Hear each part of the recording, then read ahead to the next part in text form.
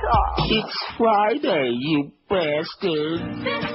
I'm Dr. Neil Clark Warren, founder of MeHarmony.com with more relationship success stories. Hi, I'm Paris Hilton, and I met the most wonderful, amazing, sexy person on MeHarmony.com.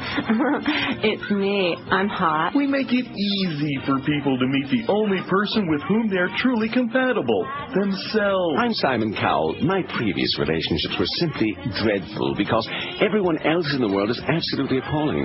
But thanks to MeHarmony, I met my true idol, me. Take our compatibility survey and see if you're the one who's truly meant for you. I'm Donald Trump. Melania, this is an easy one. I'm divorcing you. I found my true love, and it's me. I love me, and not just for my money. Visit MeHarmony.com and discover everlasting self-love. 10:03 at 5:60. Hey, listen, Roxy, if you want a few more minutes, you can have it. I noticed you ran a little bit over. No problem. If you want like another half hour, because we're getting spoiled these last 2 days. Yeah, so Miguel is back with us today, who stirred up a bunch of crap, which we'll get to that in a minute. No, it's your fault. No, it's not. You notice the nervous laugh, Josh? Whew. Nervous laugh. He's probably farting a lot, too. Oh, you have no idea. Yeah, You're a psychic, there you man. go. There you go. That's candle. the proof. Some people, when they get nervous, they start, like, tapping their foot, start sweating a lot. With Miguel, he starts farting like a maniac, like he just had 18 bean burritos. All the matzah that was out here. Yeah, we had bagels and matzah out there. Who's the genius that came up with the idea of having bagels on Pesach, huh? Although you don't have to be Jewish to enjoy a good bagel. That's what Josh said. That's right. right. A couple. I wasn't going to eat no matzah, man. Oh, good choice. Well, let's see. Let's get this other stuff out of the way before we get to this hysterical email from Joe Bell that I just got. It is. See, I told you he's Clarabelle. I told you that. Clarabelle used to, like, squeeze his little horn. I don't have any horn sound. I don't think. Let me see. I got, like, no, I got this. I got that. That's not too good. No, got no horn sound. But anyway, he would squeeze a little horn, and then kids would, ha-ha, like that, laugh a little bit. Not hysterical, but just a little chuckle. That's Joe Bell. Clarabelle. What a clown. Anyway, here's the bad news from over in that part of the world. I'd like to get this out of the way every day. Why do you do that? Because I think people ought to know what a bloodbath is going on. Plus, it ties into our poll today. What about Iran? 11 employees of a building company in the southern Iraqi city of Basra have been kidnapped and killed. The officials said they were kidnapped yesterday and then killed. Gunmen have recently mounted a spate of raids on businesses in Iraq, kidnapping and stealing money. At least 3 people have been wounded in 2 explosions near New Delhi's main mosque, according to media reports. And if you go to the deli, don't get a sandwich. Not during Pesach, okay? Unless I guess they don't make sandwiches on matzah. I never really thought about that. Could you make a sandwich on matzah? I guess you could. I guess you could put, like, peanut butter and jelly on it. No, not peanut butter. Yeah, I guess peanut butter's okay. Peanut butter and jelly for Pesach. That's what Barry Jackass is probably eating. Oh, yeah, I saw your column, Barry. Pretty lame. Pretty weak. When you start kissing up to Jim Barry on Channel 4, then you know it's really lame. I thought Roxy sounded okay there. I thought he sounded like kind of human. Yeah? I don't mean in vocal tone. I'm not talking about that. He's a little on the squeaky side, but I'm just talking in general, like a mensch. Pretty good guy, I think. I'll tell him you said so. Well, no, don't start. Don't start. I know. I never met the guy. I'm never going to meet him. I'm never going to see him. Okay. It's like Brian Schmutz. You heard it the other day. He comes in here. Oh, are we going to see you? No. Never again. If it was good enough after the word WW2, it's good enough for me. Never again. Get it through your head, Joe. It ain't going to happen, okay, sweetheart? Not going to happen. Leave me alone. Anyway, here's just one more quickie from Cairo. See, it's all over the place. Egypt, India, Iraq, Pakistan a couple days ago, the Pakis. Worshippers at 3 Christian churches in Cairo, Egypt came under attack from knife-wielding assailants during a mass today. Happy holidays, by the way, all you religious getchkis out there. Police said 1 worshipper was killed, more than a dozen wounded in the simultaneous attacks in the northern city of Alexandria. Police are searching for 3 men, 1 in each attack. The search is on. That exciting? More good news from over there in the Middle East, where we're democratizing that part of the world. Of course. Okay, here's the poll result from yesterday. There's too many names on here. We left off some very obvious people on here, and we apologize profusely. We left Carol Burnett off. Oh, no, she is on there. Oh, thank goodness. I thought, boy, how could we leave? Not that I liked her all that much. She was okay, but she was like a... did we leave Mary Tyler Moore off? No, she's on there, too, and didn't do anything. Good. Like I said, we got them all. Who's your favorite all-time TV celebrity besides those two guys that play on Supernaturals, who sleep in the same room in a motel? Johnny Carson, 148. Nobody came close to Johnny. Let's hear it for Johnny. Oh! Rest in peace. Jackie Gleason, 108. Rest in one big piece, 108. See, the dead people, in fact, the top three are dead. Carol O'Connor edged out your boy. Carol O'Connor, 97. Jerry Seinfeld, 90. Okay, not even all that close, really, when you come right down to it. How many votes did we have when I shut this thing off? 1226. David Letterman, 68. Bill Shatner, 62. Phil Hartman, 52. Lucille Ball, 48. Lucy. James Garner, we discovered that that's one of the few shows, one of the few TV shows in history where all the people who are on it are dead. At least, from, although that was on in the 50s. Right? 50s, right. Maybe early 60s, I'm thinking. I'm sure there's plenty, although there are other shows in the 50s, like Flipper. Luke Halpin's still alive. I wouldn't be surprised if Ranger Ricks, now didn't he die? The guy that played Ranger Ricks? I don't know. Well, I think he did. James Garner, 43. That's a bad show, but we like the theme from Rockford Files. Excellent theme. Bob Newhart, 29. Not even remotely funny. Used to be very funny 100 years ago. Jon Stewart, 27. That was a late edition. If we'd have put him on right from the get-go, he'd have gone zooming up there, don't you think? Yes. Steve Allen, 26. Dave Chappelle, 25. Another late edition. Without Wolf Blitzkrieg, late edition. Barbara Eden, 25. Andy Griffith, 25. Still alive, old Andy. Chris Farley, 24. Fat, dead. Elizabeth Montgomery, 21. Carol Burnett, 21. Also still alive. I wonder if she still has that thing with her ear, You know the thing she used to do at the end of the show? Say hello. Do you know what that was? What she used to be like? Saying hi to her kid or somebody, right? Oh, yeah. Some stupid thing.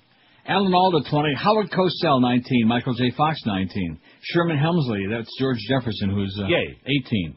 Ernie Kovacs, 16. Dead a long time. Paul Lynde, 16. She's also dead. Jack Benny, 14. Milton Berle, 10. Dick Van Dyke, 10. Bill Cosby, 9. Bob Barker, 9. Sid Caesar, 8. Sid Caesar was great, but he always made me nervous watching him. He always was like a little hyper, like shaky. Yeah. Sherman Hemsley's back on TV right now. Yay. Jack Parr, 7. Farrah Fawcett, 7. Alfred Hitchcock, 7. Susan Day, 7. Regis Philbin, 7. Late edition. Sorry, Regis. No, remember, he was on there. Well, he was on there? Yeah. Well, that's right. We thought he wasn't on there, then we found he was. He still didn't do crap. Telly Savalas, 6. Oprah's got 6. Well, we apologize for that. We're going to find those 6 people and bada bing. Lee Major, 6. Raymond Burr, 5. Gay. Ron Howard, 5. Jack Lord, 4. Phil Donahue, 4. Henry Winkler, 4. Gay. Tony Dow, 4. Jack Lord is on there twice. That you know whose fault that is? That's somebody who called in yesterday. Remember, and I got suckered in? Right. We left him off? Mm-hmm. So he's got 8. So zoom Jack Lord way up there. Ed Wynn, 4. Bill Bixby, 3. Ed Solomon, 3. Buddy Epson, 3. Now, let's see, he's dead, right? Or am I can't keep track anymore. Too many of these old-time... Buddy Epson. Think he's dead? He was Barnaby Jones. I'm sure he's dead. Jay Leno, 3. He ought to be. Larry Hagman, 3. He's been dying for a long time, man. This guy's got more liver problems. Yeah, he's dead, by the way. Who? Buddy Epson. I knew that. I thought you were going to say Larry Hagman's dead. I know his mother's dead. Mary, what was her name? Mary Martin. Peter Pan. Gene Rayburn, 3. William Conrad, 2. Also dead. What a shame. He was fat, and now he's dead. See? Bill Cullen, 2. Peter Graves, 2. Mary Tyler Moore, only 2. Good. Arthur Godfrey got 2. Probably from anti-Semites. Lauren Green, 2. Florence Henderson, 1. Michael Landon, 1. And no votes. Oh, God. No votes for David Cassidy, Richard Boone, or Dick Clark. We're very pleased about Dick Clark getting none. But poor Richard Boone, Paladin, Medic, what the hell did he ever do to you guys? And David Cassidy, the guy with the eyes, is going to be like crestfallen. You fairy. He's going to be really PO'd. Okay, let's do the break. We got a whole 4 hours today, so better start slowing down here, I'm out of practice talking nice and slow because we really had to rush the last 2 days with those 2.5-hour shows before the Marlin games, which they won a game yesterday. How about that? They kicked some San Diego ass, 9-2. In front of an announced crowd. I love the way they always put in the papers, an announced crowd of 8,191. You know what that really means? That's like saying, if you really believe there were 8,000 people there, we got some real cheap land in the Everglades for you. When it says 8,000, what does that usually mean? 3,000, 4,000? 3. And I watched, little bits and pieces. I certainly wasn't engrossed in that game yesterday, or not have much interest, but I noticed that every time there's a foul ball hit that goes back in the stands, we no longer see any shots of the stands of who's in it on the Marlin telecast. And I'm sure that the directors and the cameramen are instructed, don't you dare, know what I'm saying? Don't you ever show that. As opposed to when I get the feed from the visiting team, as opposed to the Marlin feed, and they thrive on showing it over and over again. Hey, look at this bozo market, man. There's nobody here. Although San Diego, I don't know, they'd really draw all that well. Because last, they won they do okay. They won their division, and they were the only team in the division over 500. I think they finished 2 games over 500, and they won the West. Yeah, the West last year was. Yeah, because everybody else stunk in their division, so they wound up winning by default. And any team that's got those uniforms anyway ought to go back with the tail between their legs. 10:13 at 560 WQM. Happy Friday. It's Good Friday. It's Pesach. It's even Clarence took the day off to celebrate. He probably is home with his head between his legs, or maybe Robert Creepers. Hey, what's better than staying cool and comfortable all summer long? How about getting an instant $1,200 Cool Cash rebate on the world's smartest air conditioner, the 5-star edition of the Carrier Infinity System? And to make things even better, you can get this fabulous system from Royce Air and Heat, where they've been taking care of Tri-County area families for 3 generations. As a Carrier Factory authorized dealer, I thought that's what I said. Royce guarantees your 100% satisfaction, and that guarantee is backed by Carrier, the people who invented air conditioning in the first place, and have now invented the Carrier Infinity System. This one actually performs a daily diagnostic check and then adjusts itself for maximum efficiency. To maintain maximum efficiency on your current air conditioner, what you really ought to do is join the Royce Air and Heat Comfort Club. Twice a year, they inspect and tune up your system, and then if you ever have a problem, you'll enjoy priority same-day service and 10% off any needed repairs. You get all of these things for just $110 a year. So whether you choose the 2-speed Infinity System with Puron or peace of mind all year round with a Comfort Club, either way, make the smart choice, the Royce choice. Call Royce Air and Heat toll-free and tell them that old Neil told you to call 1-800-377-0075. That's Royce Air and Heat. Toll-free call 1-800-377-0075. This is Neil Rogers. This is 560 QAM. Miami has the Dolphins, the greatest football team. We take the ball from goal to goal like no one's ever seen. We're in the air, we're on the ground, we're always in control. And when you say Miami, you're talking Super Bowl, 'cause we're the Miami Dolphins. Miami Dolphins. Miami Dolphins are #1. Yes, we're the Miami Dolphins. Miami Dolphins. Miami Dolphins are #1. Go get them, Dolphins!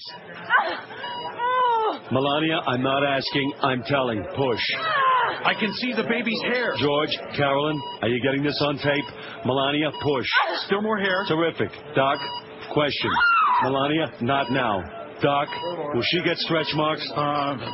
There's a chance. That's too bad. Carolyn, get my lawyer on the phone. George, never mind her. Camera on me. Melania, push. The baby's coming out. Doc, what is it? Congratulations. It's a billionaire. Perfect. I'm out of here. 10:18 at 560 WQM. We got 821 votes. We'll make that 1,000 today, I think, guys. Oh, sure. 821, no sweat. What's your take on Iran? Impeach Bush before we have another invasion, 449. That seems to be the popular. That's what I voted for. Impeach his ass now, like before the weekend. We can't even handle Iraq, 134. Good point. Things are not going swimmingly well. My vote. Blow them off the map, those Iranians, them schmata heads, 104. No more killing, no more lies, 85. I just thought that sounded pretty good. Wouldn't that be good for like a bumper sticker? No more killing, no more lies. 85. They aren't a threat to us, 26. Yeah, but what does that have to do with anything? They're snappy dressers, 23, just like me. And I hate this poll 3. Only 3. In other words, of course, we just put that on there, right? Well, even so, I guess ago they like it. It's timely, man. Timely. Should we have another debacle? Should we send a bunch more people over to get killed at it? Huh? Should we start seeing more horrible pictures of women and little children getting bloodied and butchered? Anyway, I got an email about, 25 minutes ago, which I found most amusing. Not fall down on the floor, slap your ass with both hands, that funny, but amusing. In fact, I'm not sure whether it's amusing or disturbing, and I'm sure Miguel had his finger in this. I can smell it. Oh, yeah. I've smelled that finger. Now, you telling me you weren't involved in this whole debacle? No. You're not one of these people who's part of this consensus that if I would just come down there, we'd sell zillions of these CDs? I know you better than that. Anyway, our total, which Miguel did finally give us this morning after a lot of prodding and pleading, $22,735 for that About 30 CD and the T-shirt campaign for Abandoned Pet Rescue. In other words, we're sucking wind. We're not doing it, which is why I didn't want to do it again in the first place. The handwriting's been on the wall for years now, the law of diminishing return, and plus the fact that a lot of people don't have any money now. Post Wilma, $3 a gallon for gas, and people are just don't have an awful lot of discretionary funds. Plus, there's another thing too, and that is that an awful lot of the bits around that disc, they've been on previous ones. And so if you'll notice, if you recall that these appearances that we used to do, a lot of the very same people, and we appreciate their money, although not necessarily appreciate seeing some of them, but would show up over. You know what I'm saying? Yeah. So a lot of them have already got, like, the Bridge Tender and Young Neil and all of these bits. And we did that poll a few days ago. But anyway, with all the other problems that we've got at QAM and all the other crises that seem to be swirling around us, it's just astonishing to me that our general manager, Clarabelle, has got the time to be worrying about our CD campaign. This should be your biggest problem. That's what I would tell you. This should be your very biggest problem. Anyway, here's the email. Because it doesn't say not for broadcast or confidentially or any of those things. Neil, like you, I've been disappointed in the sales of the About 30 Man CDs and T-shirts to benefit Abandoned Pet Rescue. Now, let me just point out that going all the way back to the INZ days when the Bird and Fat Rich used to sell cassettes, that predated the whole CD thing. And they would, like, take home the master copy, and they would, like, in their spare time, they'd dub copies of the cassettes. And we'd sell cassettes for charity. So that's, about 20 years ago. Oh, we had cassettes, too. In the beginning, yes. Well, what do you mean we had cassettes, too? No, but I'm just saying only cassettes. Oh. Didn't have no CDs. At any rate, so I've been doing this a very long time. We've raised well over $1 million for charity in that period of time. I don't know what the total is, probably a couple million. Camilla's House, Center One, Abandoned Pet Rescue. And as the years have gone on, it became more of a pain in the ass because they're just, I ordered mine 3 days ago. It's not here yet. Can you tell me when it's going to be? You know, all this other crap that goes on.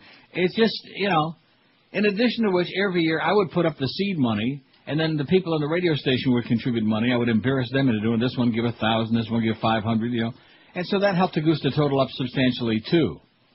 So if Beasley Broadcasting are so concerned about whether this thing isn't going well, why don't they just leave that $5,000 in there? I'm sure they've already taken it back. They put up the seed money this year out of the kindness of their heart because I wasn't going to do it. See what I'm saying? That $5,000 is being taken out. Now, I'm sure that's included in the $22,000, isn't it, or not? Yeah. It is? Yeah. Are you serious? Yeah. So that means we really got $17,000. If you take that out, which they will. In fact, they probably took it out already. We want our $5,000 back. Anyway, it says, like you, I've been disappointed in the sale. And talking to people here, the consensus is, I wonder how many people. And I'm sure Miguel was one of those people. You tell me that he didn't talk to you about this? He did not talk to me about this. In talking to people there, the consensus is if you would come down and do a personal appearance, we'd sell a ton of them. Now, I already discussed this with him once before. I think maybe his doggy Alzheimer's is kicking in or something like that, his clown Alzheimer's. And I told him unequivocally, no, that's not going to happen. I didn't want any part of this in the first place. I didn't want anything to do with it. I thought it was a bad idea. Even Miguel's been sitting there off the air. I don't know what he's going to say on the air because he lies a lot.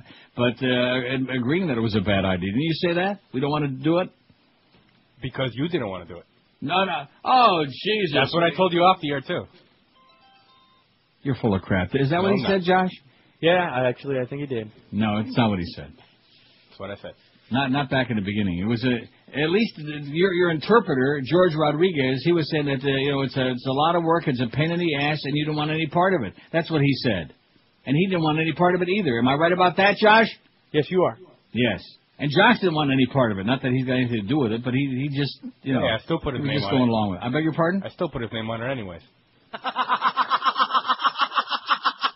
Joe continues, listeners are always asking when you're going to be in the market. If this is something you consider doing, WQAM would pick up the cost of the plane ticket. Well, let me just tell you this, Joe. I don't fly coach, okay? A big spender like me, I don't fly coach anymore, cattle. I fly first class, so that would be about $1,700. So rather than wasting the $1,700 on a plane ticket, why doesn't QAM put in the $1,700 toward the charity there? That would get us almost to $25,000. See, wouldn't that be a more creative idea? In addition to which, if I came down there, and then he says, we could do a Saturday in May at a high-traffic location like Aventura Mall, I think the results would be huge. Let me know what I think. Well, let me give you a real short answer, okay? No! Right, 2-letter answer. No. Just like I told you before, but we're going through this again. No. First of all, Saturday in May sounds like working on a Saturday. I don't work on Shabbos, okay? It's against my religion. There is no chance. Well, he wants me to work on a day off and come down there and schlep down there. In addition to which, how much would we raise? Now, we've been through 1 million of these. On one of our best days, would we raise $1,700? Maybe? Tops? You know, if you were there, you would tell a lot. That is the truth. Is that an answer to what I just asked I'd him, Josh? say that's about right. I'd say what? about 1,700. Maybe. No, you would put over 2. Easy. Maybe with luck, No, 2,000. Easy. You park your ass over there at John You're the Baker. so full of crap, man. We went out on these van hits this year, and we were getting bubkas, man. Hey, I have the difference in writing. It shows. Well, it shows what? From when you did appearances. Oh, so in other words, you are behind this. I am not behind it, but I agree with it. The difference in writing between what? When we did the 2001 CD, we raised $97,000. Yeah, but that's when we had an audience on this station. Well, that's when we had an audience on WQAM. You're expecting me to extract blood from Iraq. From Iraq.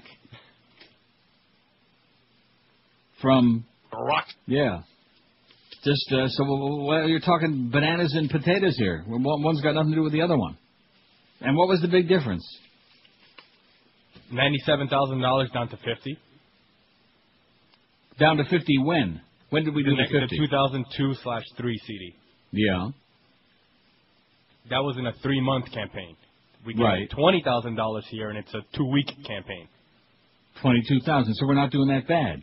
No, we're not. I told you that. Well, like I told you, if you get off your ass and get the van out there again next week when George is on, you can keep this thing going. We'll do it. It's all up to you. I don't really care, you know. And I could come on here and pretend to care, like, oh, I'm really upset. How dare you people not, do like a stern thing. I don't care. You know, from a pride standpoint, how can you have any pride when you work in a place like this where everything they tell you is a lie, and then they've got the gall to send you an email like, oh, I'm disappointed that, something, like I said, that should be our worst problem. We're on a station now that's doing like 1 shares in morning and afternoon drive in Min in our target demo, and our general mangler is worried about the About 30 campaign. This should tell people a lot, because the consensus among the people I talk to is we ought to be worried about taking care of business. That's the consensus. I've talked to people who actually own a radio and actually know a little bit about it. They think that we all ought to be worrying about more important things than selling CDs, I mean, if we were like Blockbuster or something like that, then we ought to be worried about selling CDs. Right? In addition to which, it's on our website. It's right there. Maybe QAM could put it on their website. Is it on there, on the QAM site? No, you're nowhere. Because we don't even have a link from them because they don't want to be associated with this filthy show, okay? That's correct.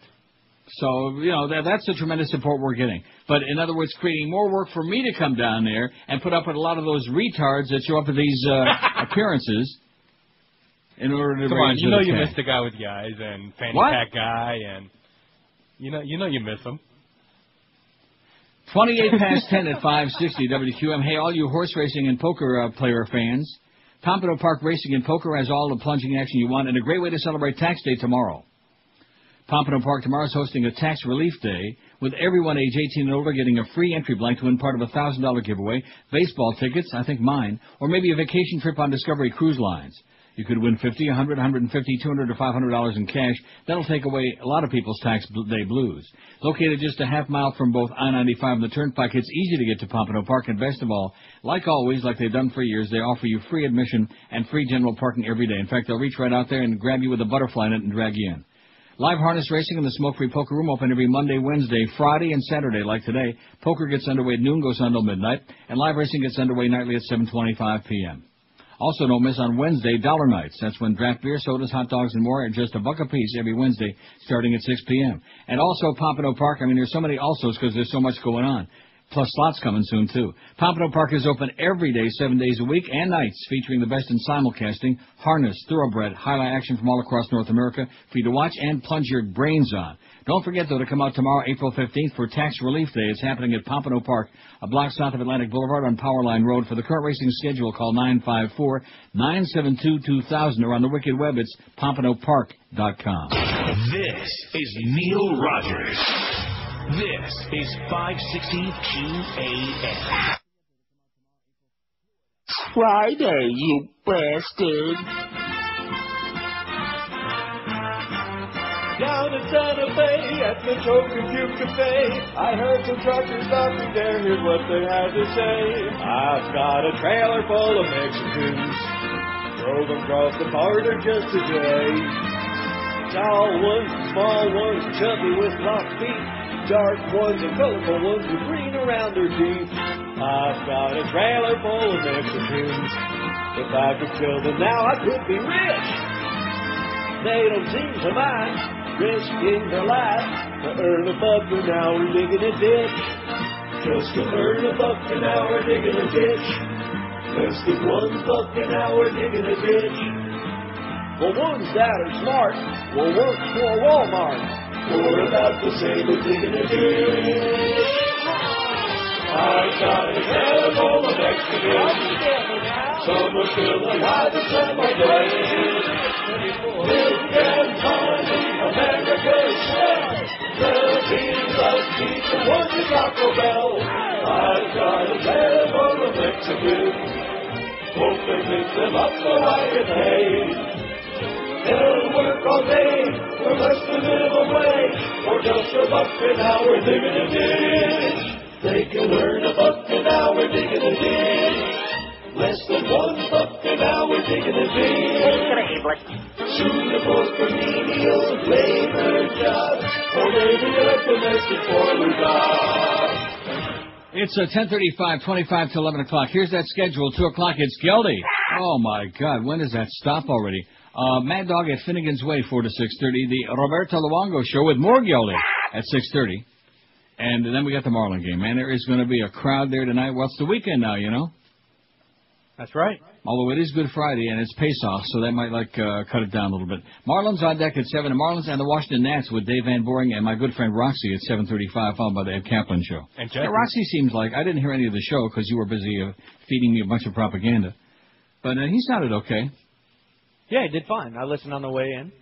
Yeah. It was good. In fact, I'm thinking maybe Roxy and, well, anyway. What? Oh, don't, now, listen, you got some nerve to be laughing. See, you could tell, even the audience can tell by all the propaganda you were just spewing there a minute ago, that you're behind this email. No, I am not. Even though you deny, I mean, you're part of the consensus. You are the consensus. Trust me, I am not. I mean, other than Raleigh out there who has, no clue even where the damn station is. Other than that, we don't have anybody in promotions. You're it. You're the promotion man. Yes, I am. And the fact that you're giving all these statistics now, you're spitting out. Well, I'm giving them to you. And you beg your pardon? I'm giving the stats to you only. Yeah. Nobody else has asked me Well, anything. what stats? You give me totals about how much we did. Whatever. I'm going to say it again. If I came down there, we did an appearance at the Aventura Mall, where the average age is death plus 10, by the way. Well, I wouldn't put you there. Huh? I wouldn't take you there. Well, that's what he's saying. This is how much Clarabelle knows about the promotions, okay? Aventura Mall. I wouldn't wish that on Hitler, okay? Go in there. The only good part about Aventura Mall is they got that good, at least they used to have that good ice cream place in there. Was it a Ben & Jerry's shop, I think? I don't know. You know about the ice cream man. No, I'm not asking you. I'm asking Miguel. Didn't we go there? We did a thing there. I think it was on this station. Sure it was. No. You just weren't there. No, the two I did with you were at Specs and at the Pizza Loft. Oh, well, Specs is out of business, and Pizza Loft we have no relation with anymore, or at least I don't. So what does that tell you? See? It's not a good idea. Wherever we go... You're bad luck. No, I'm not bad luck. It's like the whole concept is bad luck. Yeah, I'm bad luck. Okay. That's Specs. That was my first gig with you. Well, and we also used to do them at Peaches, too. Is there any Peaches stores anymore? No, you got Larry Flint there with that Hustler shop in Fort Lauderdale, where Peaches used to be. Phil Henry and I did an appearance at Peaches there once upon a time, back when he was a good guy. Are you sure? Yeah, he was okay, when he was pretending to be a good guy and our friend. And we raised a ton of cash there. But even there, I doubt that we raised more than $2,000 in one day, in a couple hours, whatever it was. If we could do $2,000 in and the that band. was on a station where Phil had his CD and Rick and Suds had one, or they had something, and Randy had that TV video thing. We had all kinds of stuff, and the whole station was involved in it. See, there's a big difference between that and between, like, laying it all off on me again.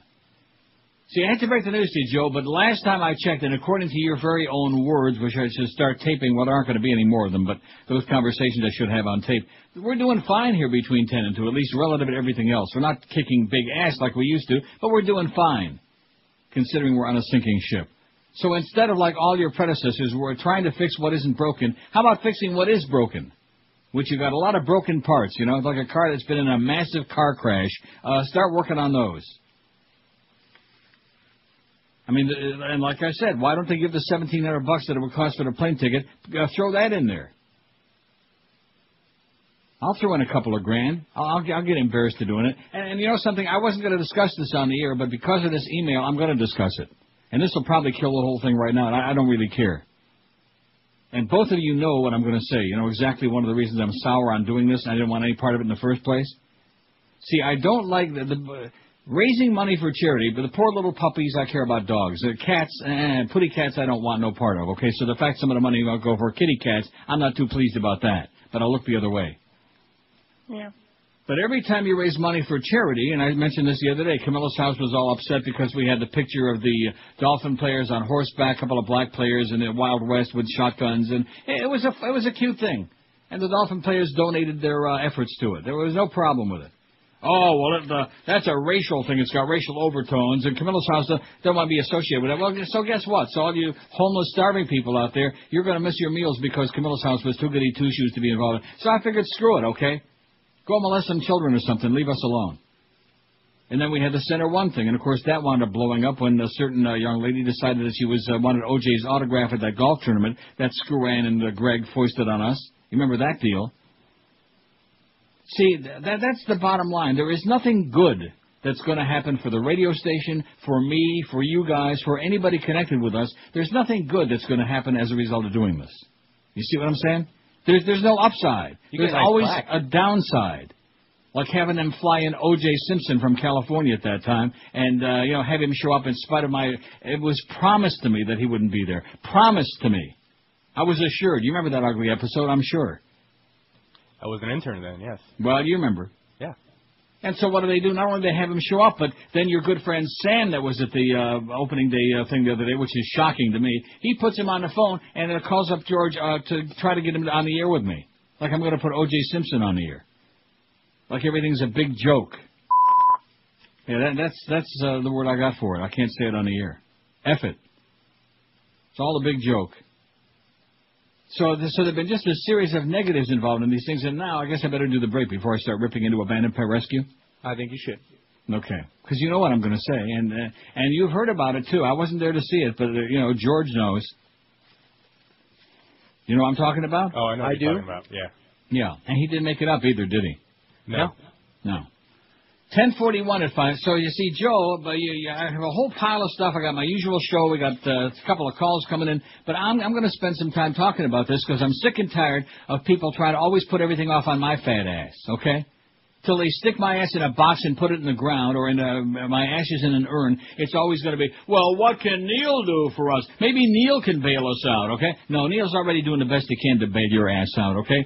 Deal with your problems, not between 10 and 2. And it was the same on IOD, the same crap, all the time. Oh, let's put Neil on at 9:30 now because we don't know what to do with that 9 to 10 hour. Or let's have Neil come in and hold Rick and Sud's hand for an hour every day between 9 and 10 and do an extra hour for free. And goose up the 9 to 10 ratings, which I did. And then what? What's in it for me? Well, what's the upside? Huh? A gold star and a purple jelly bean? 10:42 at QAM. Geldy coming up at 2. That should do it. At least Geldy is what he is. Hey, if you think you have termites in your home, I wonder if termites make squeaky sounds, speaking of Geldy. Call Ridded Pest Control today for a free termite inspection. This is the time of the year, man, when it starts. Just during rainy season and all summer long, that's when they start, eating your whole house up. Ridded Pest Control uses an amazing orange oil treatment that kills termites and their eggs 100% on contact. They're gone right now. If you have termites, it's the best possible way to get rid of them. You don't have to tint your home. Don't have to worry about poisonous gas, no moving out or hotel stays, no worry about food or pets and your health. They treat your home with this amazing orange oil, and you don't have to leave at all. In fact, when they're done treating your house, the only thing left behind is the clean scent of oranges for just a few days. It's a machaya. Even if you have a termite problem, this is the thing to do. Call them right now. Rid of Pest Control, and they'll say goodbye to them for a long time. Call right now. Find out about their amazing orange oil treatment that kills termites and their eggs 100% on contact. No tending, no BS, no kidding. Call right now. Rid Pest Control for a free no-obligation inspection. 1-800-447-4348. That's 1-800-447-4348. Be sure and tell them that Todd Gurek told you to call. 1-800-447-4348. This is Neil Rogers. This is 560 QAM. You hope the IRS don't give your return a close reading. These are the things you're thinking of when you're tax cheating. Took tax credits for your neighbor's kids and called your dog a dependent. Listed Budweiser as a charity to stick it to the government. And no, it's not a business lunch if you're the only one who's eating. These are the things you're thinking of when you're tax cheating. When you're tax cheating. All right. 10:48 at 560 WQM. So be sure and catch Miguel's big appearance next week. He's going to be at Aventura Mall handing out walkers and colostomy bags to the first. I have to laugh. The Marlins are doing this thing. The first 10,000 people on Sunday against the Washington Nationals. Yeah, there's only a problem there that... Yeah, the problem is, you better start giving away 3 for 1, okay? Because if they think they're going to have 10,000 people there Sunday for the Nats, they're dreaming, baby. On Easter Sunday, holy moly. Maybe they ought to give out Easter eggs with $100 bill inside each one. Then maybe they might get 10,000 people, but I doubt it. I'll go. And then I love the promo they had yesterday. Just my luck. I turn over for like about 2 pitches, and then they go to the end of the inning, and they go to the break, and here comes the Fox Sports promo on there. It's the start of the East Division race to the pennant, to the East Division Championship, and Don Trell and Miguel Cabrera and a bunch of fine young players. Like those are the only 2 names we got because those are the only 2 anybody knows. And they're going to be in the race for the East Division Championship. Oh, my God. That's almost like those things we were playing for the Panthers there about their drive to the playoffs. And the playoffs, my ass, okay? I noticed they blew the game again last night there in the last 2 seconds, only to have Joe Newendike bail them out in overtime. See, it's always us old-timers like me and Joe Newendike. We have to bail out everybody else for their ineptitudes. Now, Miguel, were you at this banquet, dinner, whatever this thing was, this charity event? Yes. You were there? I was there. Okay, so I've got a eyewitness who can verify, because otherwise they would say... 4 eyewitnesses. Who's the other ones? George's other 2 eyes. Oh, I see. Well, you Julios always stir up the crap. Probably because the dogs don't bark in Spanish. But anyway, so what was this thing? This was was this a charity, it was an abandoned pet rescue event? Yes. And when was it? Huh? I'm trying to remember when even this was. It was an auction, I believe. Yeah. And, dinner and the whole thing. It was very nice. And they had tables set up with different people who were involved with the charity. Is that what George told me? Yes. And it said there in big letters on the thing, WQAM. George was there. You were there. Yes, and Norita at the time was there as well. Who? The girl who used to work at Power who introduced us to Abandoned Pet. For a minute there, I thought you said Doreen was sitting in your lap. And anyway, so the people from Abandoned Pet Rescue saw our table there and the big WQAM sign, and George and Miguel sitting there with a smile on their face, and here we've raised all this money for them for quite some time, and they walked right on by. Like Dionne Warwick says, walk on by. Remember that song? Yes. Walk on by. And they did. Not thank you very much, not hey, how you doing, not oh, it's QM, nothing. Didn't even acknowledge your existence. Am I right about that? Am I exaggerating? Am I embellishing it? You're correct. I'm correct. See, I am absolutely correct, sir. And so once I heard about that, I thought, well, remember the guy who used to be on the FBI, Ephraim Zimbalist Jr.? And that's what I thought, Ephraim. Now, granted, she doesn't know George. Yeah. Or no. But George told me that there was like a big sign on there saying WQAM Radio 560, where we raised all this money for you people, huh? The table sign where that you know where to sit. Yeah. The table placing card. Oh, so now you're backing off, is that I'm it? not backing off. Now that George I'm is just on saying. vacation this week, you're like backing away. So you're fair weather friend. Fair weather I'll friend. say You were the same supporting thing him a if he minute was ago, sitting right there. and now you're kind of like backing off. They didn't know who the hell he was. Well, they didn't. Yeah. Yeah, but wouldn't you think that, and from what he told me, they were kind of like going, bouncing from one to the other and thanking people who helped them out. Right. Is that right? Yes. Well, then why the hell would they leave out QAM? I don't know. We raised them one crap load of money. What the hell do we owe them? Do I owe them something? Do I also have to fly down and go there and pet all the little dogs on the head? Is that it too, Joe? If you'd like. I don't want to. I don't wanna. My dogs are dead, okay, and believe me, my dogs were fine, and they, and enough is enough already with the dogs. I love dogs, but that's it. Well, the thing with the pets is that it was safe from people to complain about. It was what? Safe from people complaining about. People complained about doing stuff for Center One. They complained about doing Planned Parenthood. Nobody's bitching Oh, that's about right. it. I forgot we did Planned Parenthood, too. At least they were very gracious to us and very nice to us, Planned Parenthood. Yes. I think that's what we should have done this year. Who came up with this cockamamie idea of doing this abandoned pet rescue again? Oh, well, the Planned Parenthood, that got all the right-to-lifers, all the fetus huggers all whipped up out there again, too. Yeah. Exactly. Oh, Planned Parenthood, they're a bunch of baby killers. Right. They were very nice to us, and they were very grateful and sent the plaques and all kinds of stuff, wax and plaques and stacks. And speaking of stacks, very easily you could open up like a couple of hundred of those CDs, which I think a couple of them would be too much, and just FedEx me the in a small package all the inserts, whatever you call those, the thing. Uh-huh. And I could autograph them. I wouldn't have no problem with that. I'll do that. And I would send them back to you. Okay. As opposed to schlepping all the way down there and sitting there with a bunch of retards going, oh, hi, Neil, it's the guy with the... Oh, it's Reverend Jones, Neil. You know who would show up. See, you're laughing because you know it's I'm true. laughing because you're know safe it's up true. there in Toronto, and I got to see them. I don't want to see those people, okay? I don't That's have one of a the main choice. reasons I don't want to do that crap anymore and see the same retards over and over again. Oh, hi, Neil. It's Retardo. They let me out today, and...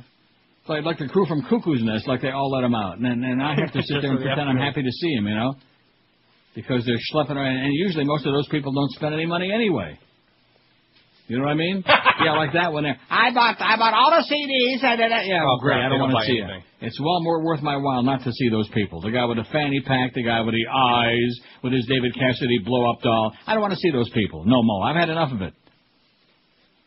And if that's where this is all leading, if I got to do that, then just write a check and I'll go away, okay? They can come in here, they can deconstruct this studio and make it back into like a guest bedroom. I can find somebody to hang out in here, believe me. We believe you. Yeah.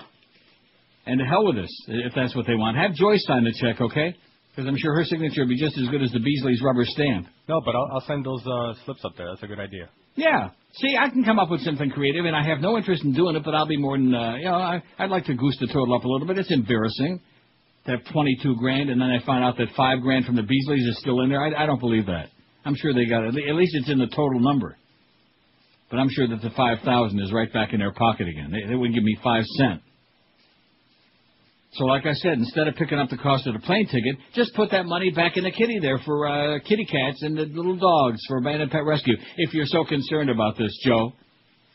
He's disappointed in the sales. Well, you know what? I am too, but you'd be my biggest problem. And if you want to see one of my biggest problems in life, Joe, there's a mirror in the tea room there. In fact, maybe in his private bathroom there in the managerial office, it wouldn't surprise me if he's got a mirror in there. Go in there and look at it. Take a good long look. Because just like I was telling Clarence the other night during our gnashing session on the phone, my life is sensational. Everything is great. Like Ray Stevens would say, everything is beautiful. It's dank and gray and drippy today, and not the nicest day. It's going to be about 55, 56 degrees. And you know something? It's like being in paradise. And one of the main reasons it's like being in paradise is because I'm not there. This is paradise. Well, you know something? Somebody else said that. And look what happened to him and his muskrat. He's doing the Muskrat Ramble somewhere in New York now again. And believe me, if they ever found out in New York that he was back again, good luck to you. 941 votes. We got almost our 1,000 at the end of the first hour today. We're kicking big fat ass. We don't need no help from Clarabelle. This 941. is Neil Rogers. Take a puke at that. This is 560 QAM. This is the Neil Rogers Show. Rock solid. This is your brain. Any questions? Beep, beep, bop, bop, po, po, pump. Oh! Who injected steroids in my bum? Barry Bonds. Rectum. Barry Bonds. What is he on? That Barry Bonds. He may fool someone, but he ain't fooling me. Why is everybody trying to drug test me? Who's always taking all the juice? Who's always acting so aloof? Who throws reporters through the roof? Barry. Who, me? Yeah, you. Barry Bonds. Barry Bonds. What's going on with Barry Bonds? From Sports Illustrated right to the tabloids. Why is everybody saying I take roids? Federal grand jury is considering whether to indict San Francisco's giant slugger Barry Bonds for perjury because of testimony he gave to another grand jury in 2003, CNN is reporting. Josh is pretty PO'd about it, too. Oh, He God. wants If I hear this story again, I'm just going to jump off a bridge. Promise? Yeah. I better cancel that check then. I better stop payment. Bonds told the first grand jury in December 2003 that he was clean. And they said, I don't think so. They gave him the sniff test. The new panel has been hearing testimony for a month about whether the baseball superstar lied about his steroid use during the hearing. Several sources said, this is extremely bad news for Barry Bonds, said CNN senior legal maven Jeff Toobin, because the federal prosecutor doesn't start looking into perjury unless he's got a pretty good idea he's going to find perjury at the end of the day. The U.S. Attorney's Office would neither confirm nor deny the report. Grand jury proceedings are generally kept secret, of course, except when they start leaking them out. Oh, there's the... You offer him the immunity, then you ask him the questions, and then you get him for 18 U.S.C. 1001 lying to federal officers. Exactly what they got Martha for. That's the trap. And that was the trap that was being laid. He said Barry was being laid or something like that. Isn't that what he just said? Yeah, that's it. The thought makes me nauseous. Okay, let's get a couple of calls on here. Maybe some of our good friends that want to come to Aventura Mall on Saturday, May, or whatever it is. Huh? We can ask them if they'd come out. As a matter of fact, why not have a thing at Aventura? George needs the money. Why not give George a little bit of talent fee to go out and do a bunch of these things, huh? He could use a little something since he's been lied to so much for so long. You say talent fee for that? What? Why the hell not? In other words, you think he's going to drag his ass out of bed and go out to Aventura Mall on a Saturday for free? That's what they're expecting me to do. A big high-paid shot like me, I'm going to come down here at Aventura Mall? God, you got to be kidding me. Do you know what it's like just even driving around that area by the Aventura Mall? Yeah. Forget about it.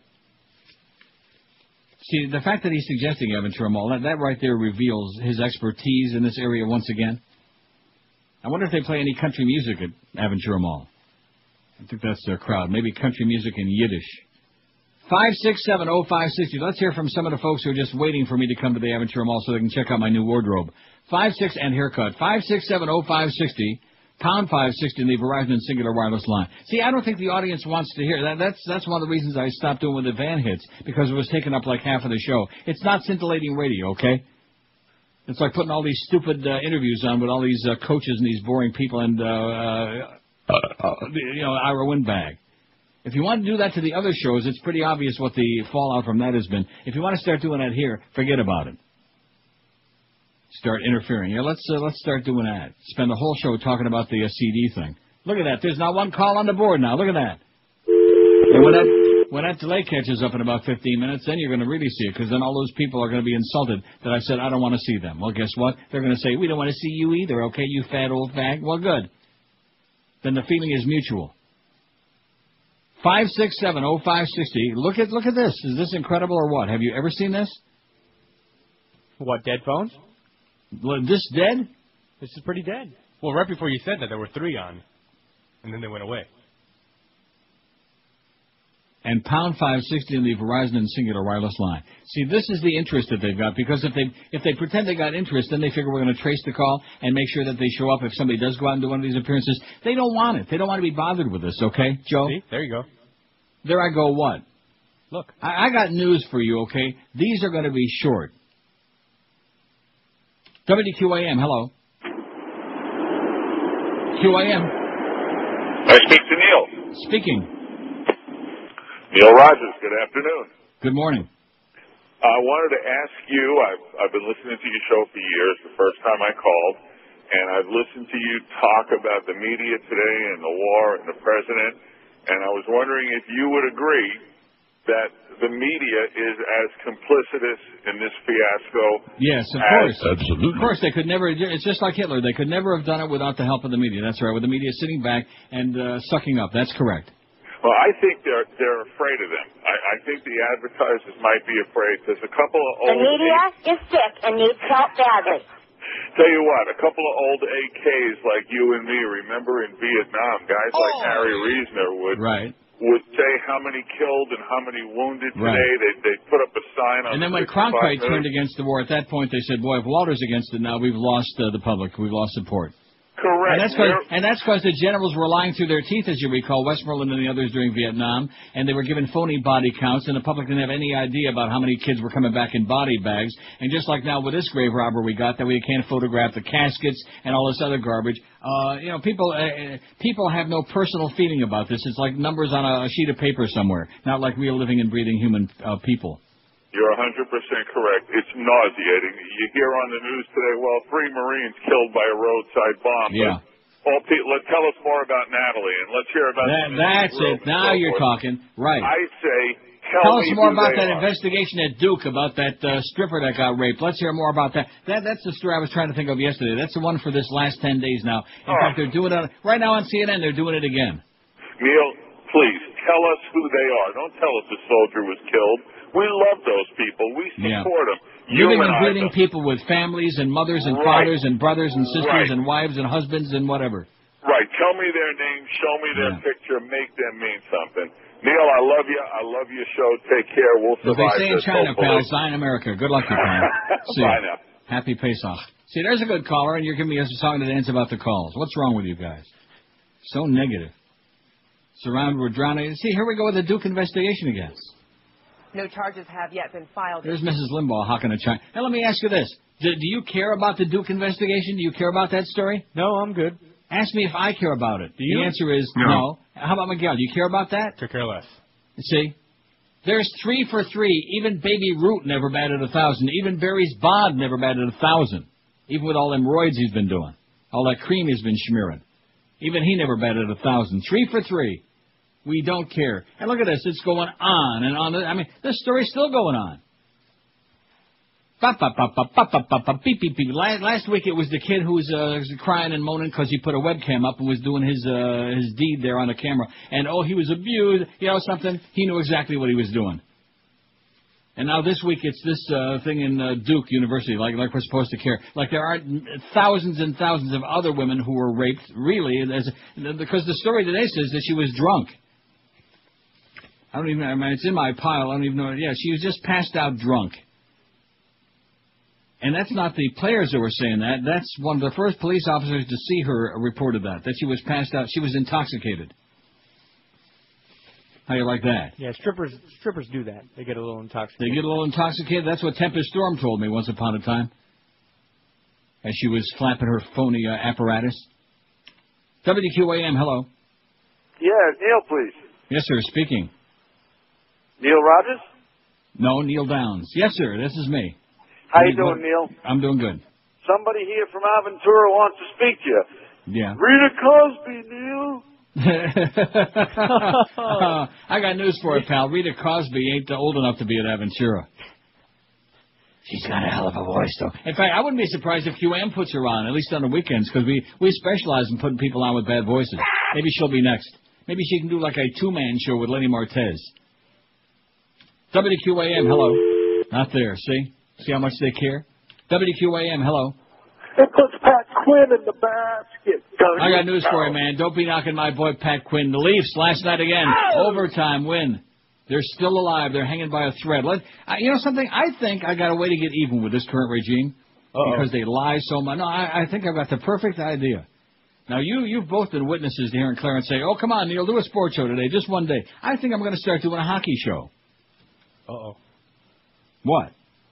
Yeah. I mean, it's a sports station. I don't want to be out of step all the time. I don't want to be the odd man out. Oh, there's that Mark Crawford. He's getting fired. Sallow, but obviously that most teams find a way to recover. See, there you go. Let's do some hockey stuff, intensive hockey crap. In fact, I think they're doing that game in an hour right now.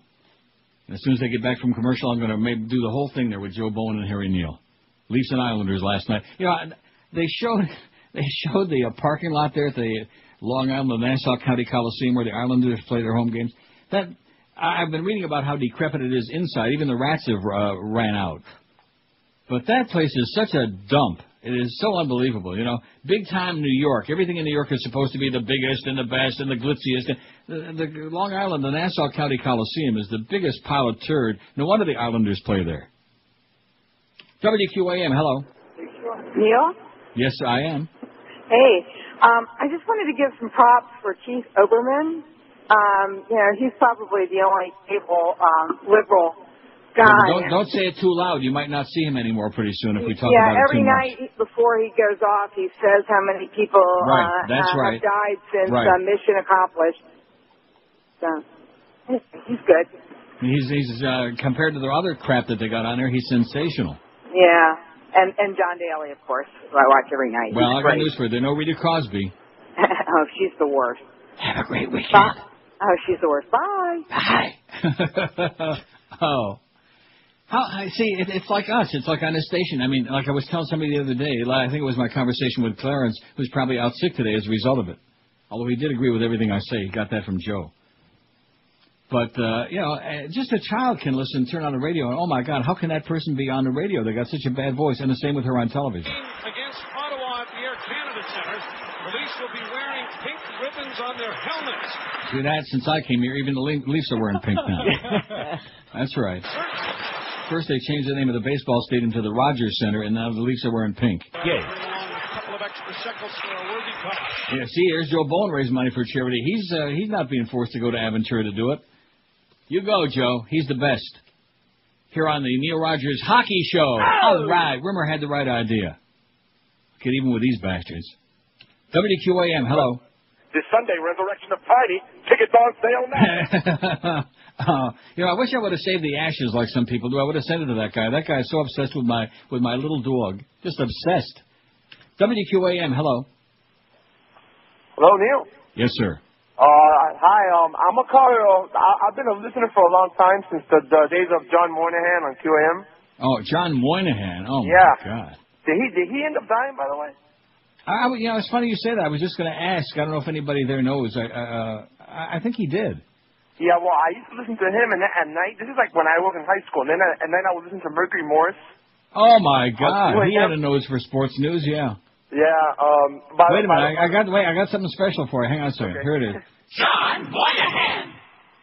Isn't that exciting? Wow, that brings back memories, let me tell you. He even had his own jingle, and then he even had one of... John Moynihan on Sports Radio, WQAM. Oh! Didn't he end up doing the Panthers like that first season? No. Wasn't he like the... No, that was Chris Moron you're thinking of. Oh, that's right. Oh, and then there was always Ed Berliner. Ed Berliner on Sports Radio, 560 WQAM. Oh! Neil, one last thing. I want to say hi to Josh. I'm Billy's friend, Juice. Oh, hey, Juice. What's going on? What's up, buddy? How's everything? You one of Josh's boyfriends? Is that what you said? Yeah, all right. Neil, I love you, man. Okay, see you, pal. He said something about the Juice. Yeah, the Juice showed up at our golf tournament. That's what it was, the Juice. Bastard. Murdering bastard, and he shows up. They fly him in. The radio station, they spent the money to fly him in just to piss me off. Just because I said I didn't want him there at a charity golf tournament in my name. That I didn't want any part of that thing either, because I knew it was going to be a disaster. And as usually, I was... Absolutely correct, sir. Yeah. They took what could have been a very positive thing and they turned it into crap. In addition to which, we didn't raise squat from that thing. The net from that whole thing was zippity-doo-dah, very little. A few $100. I thought it was like $3,500,000 or something. You know, I know. You remember the line in just a minute in The Godfather? I have it. Here it is. I know it was you, Fredo. You broke my heart. You broke my heart. You're the one in that email with Joe Bell. I told you that. I told Josh that even before you came in here. I said, this sounds like the handiwork of that turncoat Miguel.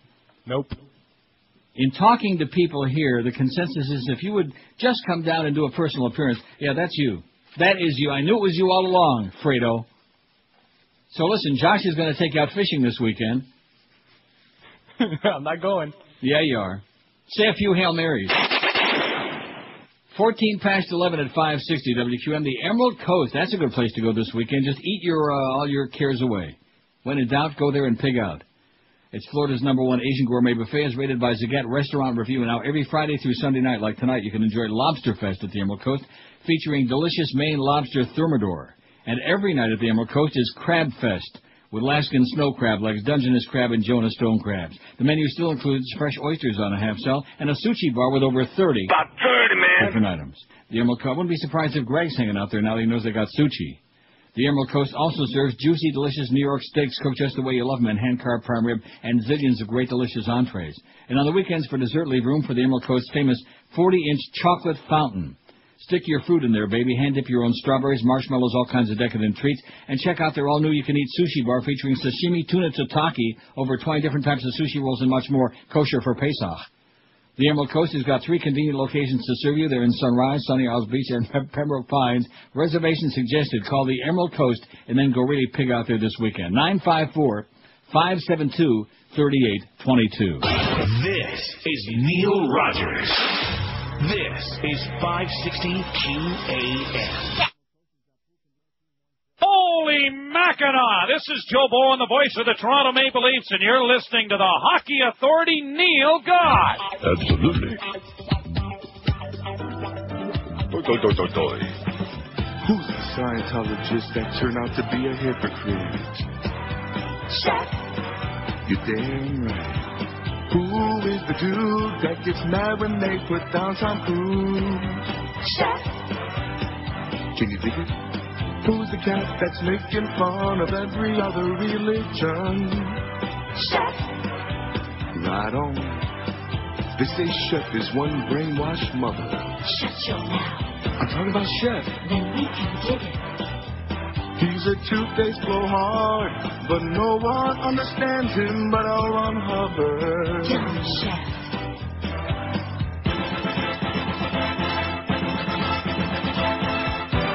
$990 votes on the poll. We're going to have 1,000 before 11:30. How do you like that? Are you impressed or what? I'm impressed. It's a beautiful thing.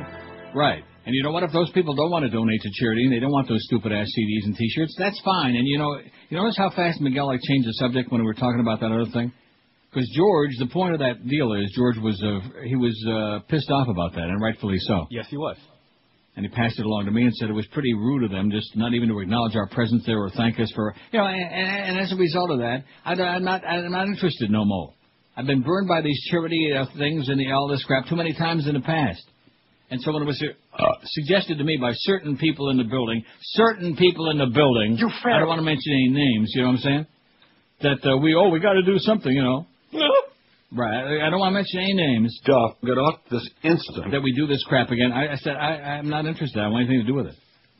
And at that point, there were certain people who assured me, we'll take care of it. You don't have to do anything.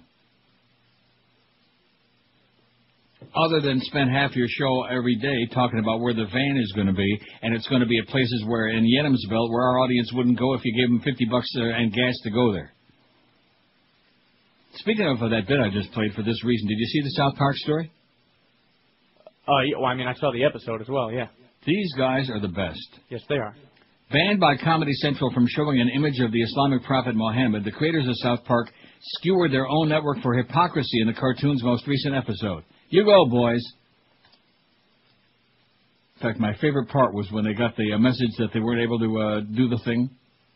Excuse me, but I do believe that sucks ass. Yeah. The comedy in an episode. I wonder if Joyce will approve that, okay? I got some good news for you. What's that? I found out something interesting about Joyce from Clarence in my conversation the other night. She doesn't have a fat ass.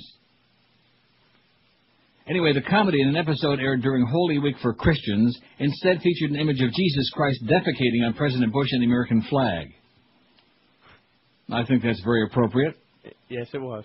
In an elaborately constructed two-part episode of their Peabody Award-winning cartoon. I wonder if that has to do with Mr. Peabody. South Park creators Matt Stone and Trey Parker intended to comment on the controversy created by a Danish newspaper's publishing of those caricatures of Mohammed Muslims consider any physical representation of their prophet to be blasphemous. Those schmata heads. When the cartoons were reprinted in newspapers worldwide in January and February, it sparked a wave of protest, primarily in Islamic countries. There are people who are dead today because of cartoons. This is the kind of religious crazy people we're dealing with. Not just Muslims, but all of them. The religious people are the crazy people, and the more religious, the crazier, and the more dangerous they are. There is no doubt about that. Absolutely. Now, Parker and Stone were angered when told by Comedy Central several weeks ago that they couldn't run an image of Mohammed, according to a person close to the show who didn't want to be identified because of the issue's sensitivity, because he wants to stay alive and employed. The network's decision was made over concerns for public safety, the person said. Comedy Central said in a statement issued yesterday, in light of recent world events, we feel we made the right decision. Its executives wouldn't say no mo. As is often the case with Parker and Stone, they built South Park around the incident. In Wednesday's episode, the character Kyle is shown trying to persuade a Fox Network executive to air an uncensored Family Guy, even though it had an image of Mohammed. Either it's all okay or none of it is, Kyle said. Do the right thing. The executive decides to strike a blow for free speech and agrees to show it, but at the point where Mohammed is to be seen, the screen is filled with a message. Comedy Central has refused to broadcast an image of Mohammed on their network. It is followed shortly by the images of Christ, Bush, and the flag. A frequent South Park critic, that Farbisson William Donahue of the anti-defamation group Catholic League, who's always gritting his teeth and talking like he's going to spit blood any second, called on Parker and Stone to resign out of principle for being censored. The ultimate hypocrite is not Comedy Central. That's their decision not to show the image of Muhammad or not. It's Parker and Stone, he said. Like little whores, they'll sit there and grab the bucks. They'll sit there and they'll whine. They'll take their shot at Jesus. That's their stock in trade. It's the second run-in over religion in the last few months for the satirist. Comedy Central pulled a March rerun of South Park episode that mocked Scientologist Isaac Hayes, we know, resigned in protest, yada, yada. South Park again got the last word last month when an episode where Chef was seemingly killed and mourned as a jolly guy whose brains were scrambled by the Super Adventure Club who turns its members into pedophiles. Well, maybe Chef will wind up in the closet there with Tom Cruise and John Travolta. Oh, just wait. And some other well-known people are in the closet. Only last week, South Park won Broadcasting's prestigious Peabody Award. Awards director Horace Newcomb said that at that time, by its offensiveness, the show reminds us of the need for being tolerant. Best show on TV, if you ask me. I don't watch it, but it's the best show on TV. I don't watch it because I never think to watch it, you know? Right. Plus, isn't it on at the same time as Supernaturals? Wednesday at 10. Oh, like I said, it's not even on Tuesday at 9 on whatever network, on the WB. 994 votes. I wouldn't be surprised when we come back after the break that we got 1,000 votes, which I think means it's time for Marlin pregame. 997. I know how to make that happen. You know what? How's that? Just a minute. I'll show you. I'll give you a demonstration. Oh, I know what's coming. Well, it worked. It worked the last 2 days. We get that Marlin pregame going. We get Roxy on here again. There we go. Right? Right. Seemed to work pretty good last time.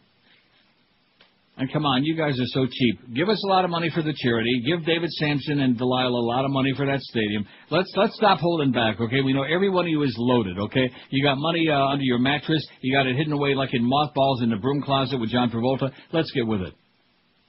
997 on there. What's your take on Iran is our poll question today. See, if I was smart, I would have ran as fast as I can when I saw that email from your close personal friend Clara Bell. Well, I mean, what nonsense. All the stuff that's going on there, all the unfinished business, all the issues that have been prevaricated about. And he's giving me a song to dance about he's disappointed by the total. Like I said, that should be your worst problem at WQAM, Joe, okay? That should be your worst problem. And by the way, how's your check coming? See, every place we've ever been, remember Greg used to put in $1,000, and at IOD used to be Bob Green or Disney would put in $1,000, the company would put in $1,000. You know, everybody in the place would write a check $500, $200. And we raised thousands that way. It was a team effort. But even though it's supposedly a sports station, you can't complain about our team because we don't have one. Every year I'd embarrass the Humper. He'd always come through good with a $500 check. Mad Dog, the same thing. Are we going to do that this year? No. Huh? And you want to know why I'm not going to do it this year? Why's that? Because I don't want to.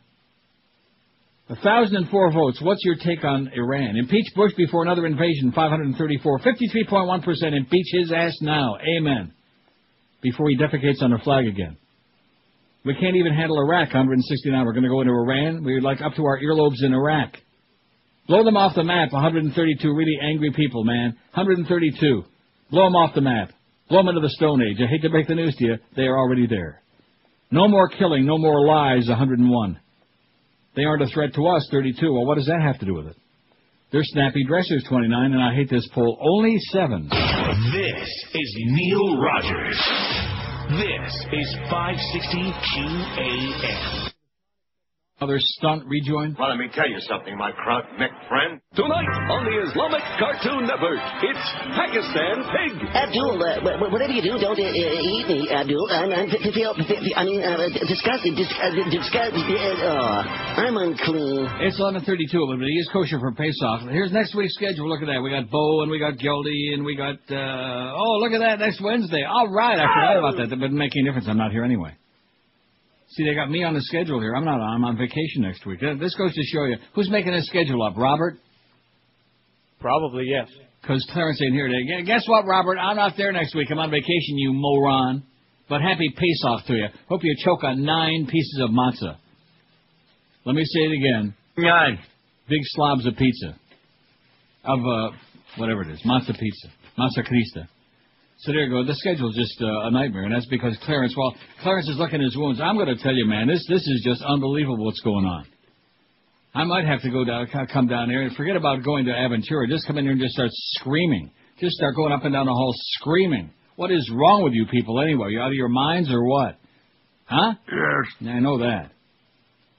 Okay, let's just take a lot of calls today. You know, I have this big pile here, but why? It's depressing. They've been great so far. They have been good. Yes. Aren't you surprised? Aren't you shocked? Shocked and amazed. We got 1,021 votes. I think we're doing okay. I mean, so the charity spiel, they don't want it. They don't want to, okay? And they got a variety of different reasons. We took a poll on it. And quit pushing, okay? You're pushing too hard, like that song by the Seeds. You're pushing too hard. Just back off. Ease off. Go take care of your other problems. Like the schedule, for Christ's sake, that next week that isn't even right. Now, let's see, who's working? I guess it's just George and Josh next week, right? Yes. That's good enough. You guys can handle it. Sure. George, Josh, and Maddie Bell. 5670560. We want to hear from all those people who are waiting to line up at Aventura to get yours truly's autograph on those stupid CDs that you're not going to buy. And on those T-shirts. Oh, they'd be filling up the ballpark with people wearing those T-shirts. How much did we do at the ballpark yesterday, Miguel? Zero. Now, that's a lie. Yesterday was the day you told me we had $20. What? See, this is what's going on. I think we just uncovered the scandal that's going on here, okay? I think that might have been the day before. The money is coming in, and then all of a sudden it turns to zero. I don't have it. Yeah, but you already told us that Rolly sold a thing out there, Rolly Polly. He sold something. Then maybe he kept it.